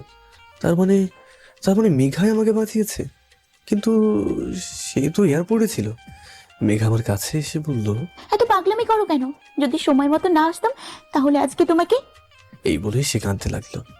আমি মেঘার হাতটাকে আস্তে করে নিজের হাতের মুঠোয় নিয়ে বললাম, তুমি এসেছো মেঘা? সরি গো, আমি অনেক কষ্ট দিয়েছি তোমাকে। প্লিজ মাফ করে দাও, আর কোনো দিনও কষ্ট দেবো না। দিয়ে দেখিও, হাত পা ভেঙে গুঁড়ো করে দিব। কিন্তু তুমি অ্যাক্সিডেন্টের জায়গায় আসলে কিভাবে? তুমি তো এয়ারপোর্টে চলে গেছিলে। হাতারাম, এয়ারপোর্টে গিয়েছিলাম আব্বুকে আনতে। রাফি তোমাকে মিথ্যে বলেছে যাতে আমার কাছে ফিরে আসো। রাফি হারামিটাকে আমি তো ছাড়বো না। কি কি কি হয়েছে? না কিছু না, মাথা ব্যথা করছে। এভাবে পাগলামি করতে হয়? তুমি কি মনে করেছো তোমাকে ছেড়ে চলে যাব? জীবনেও না। সেই কলেজ লাইফ থেকে ভালোবেসে আসছি তোমায়, আর তুমি গাধাটা কিছুই টের পাও না। 3টা বছর একই কলেজে পড়েছি, তাও কোনোদিন আমাকে খেয়ালই করলে না। যখন ম্যাম হয়ে এলাম তখন খেয়াল করলে। সরি। আপনার কি স্বামী স্ত্রী না? মেঘা বলল, না, তবে ফিউচারে হব। তাহলে এই ফর্মে যে ওইটা না করলে অপারেশন করতে দিত না। মেঘ সাহেব, আপনি কিন্তু খুব লাকি। লাকি আর হলাম কই, ওর মতো ডেভিল মেয়েকে বিয়ে করে জীবনটা তেজপাতা করবো আর কি। মেঘা রেগে গিয়ে বলল, কি বললে? আরে মজা করছিলাম। 1 মাস পর রাফি, রিয়াজ সবাই আমাকে জ্ঞান দিচ্ছে। রাফি বলছে, দোস্ত, আমার আপুরে দেখিস বিড়াল মারার সময় যেন কষ্ট না পায়। দোস্ত, বিড়াল কই? রুমে। তুই সাহসী ছেলে, যা এবার বিড়াল মেরে নিজেকে জয়ী কর। আচ্ছা, বুক কাঁপছে, বাসের ঘরে ঢুকছি, লজ্জা লাগছে, না না ভয় লাগছে, না না হাত পা কাঁপছে। কোনো মতে ভিতরে ঢুকে আমি এদিক ওদিক খুঁজতে লাগলাম। মেঘা, সরি মায়া, আমি নিজেই কনফিউজ, ঘোমটা দিয়ে বসে আছে। আমাকে এইভাবে খুঁজতে দেখে সে ঘোমটা সরিয়ে বলল, কি হয়েছে? কি খুঁজতেছো? বিড়াল ম্যাও। মানে এই বন্ধুরে বলছিল আজ রাতে বিড়াল মেরে জয়ী হতে, কিন্তু বিড়াল বেটাকে তো খুঁজে পাচ্ছি না। মায়া রেগে গিয়ে বলল, কুত্তা তুই এদিকে আয়। মায়া রাগী কণ্ঠ শুনে ওর সামনে গেলাম। কান ধরে উঠবস করা শুরু কর। কিন্তু কেন? করবি কি করবি না? কি আর করার, বাধ্য হয়ে তাই করতে লাগলাম। কি ডেভিল বউ, জীবনটাই তেজপাতা করে দিল রে। আমি বললাম, আচ্ছা ডেভিল ম্যাম। কি বললি? না মানে মায়া ম্যাম, কান ধরে উঠবস করার কারণটা কি জানতে পারি? কুত্তা, কারণ জানিস না? আমাকে অনেক কষ্ট দিলি, এখনো পর্যন্ত প্রপোজ করিস নাই, তোরে আমি আরো শাস্তি দিব। এই না না, এসবে পড়া শাস্তি ভোগ করা পসিবল হবে না। তাহলে চল।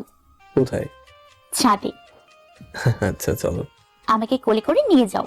হ্যাঁ, পারবো না। কি বললি? নিচ্ছি। আমি মায়াকে খুলে নিয়ে ছাদে গেলাম। আকাশে খুব সুন্দর চাঁদ উঠেছে, তবে আমার মায়ার মতো এতটা সুন্দর না। মায়া এবার বললো, ওই যা, ওইখানে ফুল আছে, নিয়ে আয়। আমি বাধ্য ছেলের মতো ফুল নিয়ে আসলাম। এবার বললো, নে এবার প্রপোজ কর। আমি ফুলটা এগিয়ে দিয়ে বললাম, আমি তোমাকে ভালোবাসি। হাত আরাম, প্রপোজ হইলো, সুন্দর করে কর।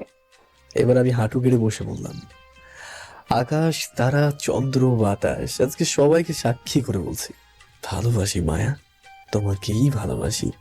তোমার মায়ায় আমি হারাতে চাই আজীবন। একটু সুযোগই দেবে আমায়? মায়া আমাকে জড়িয়ে ধরে বলল, ভালোবাসি।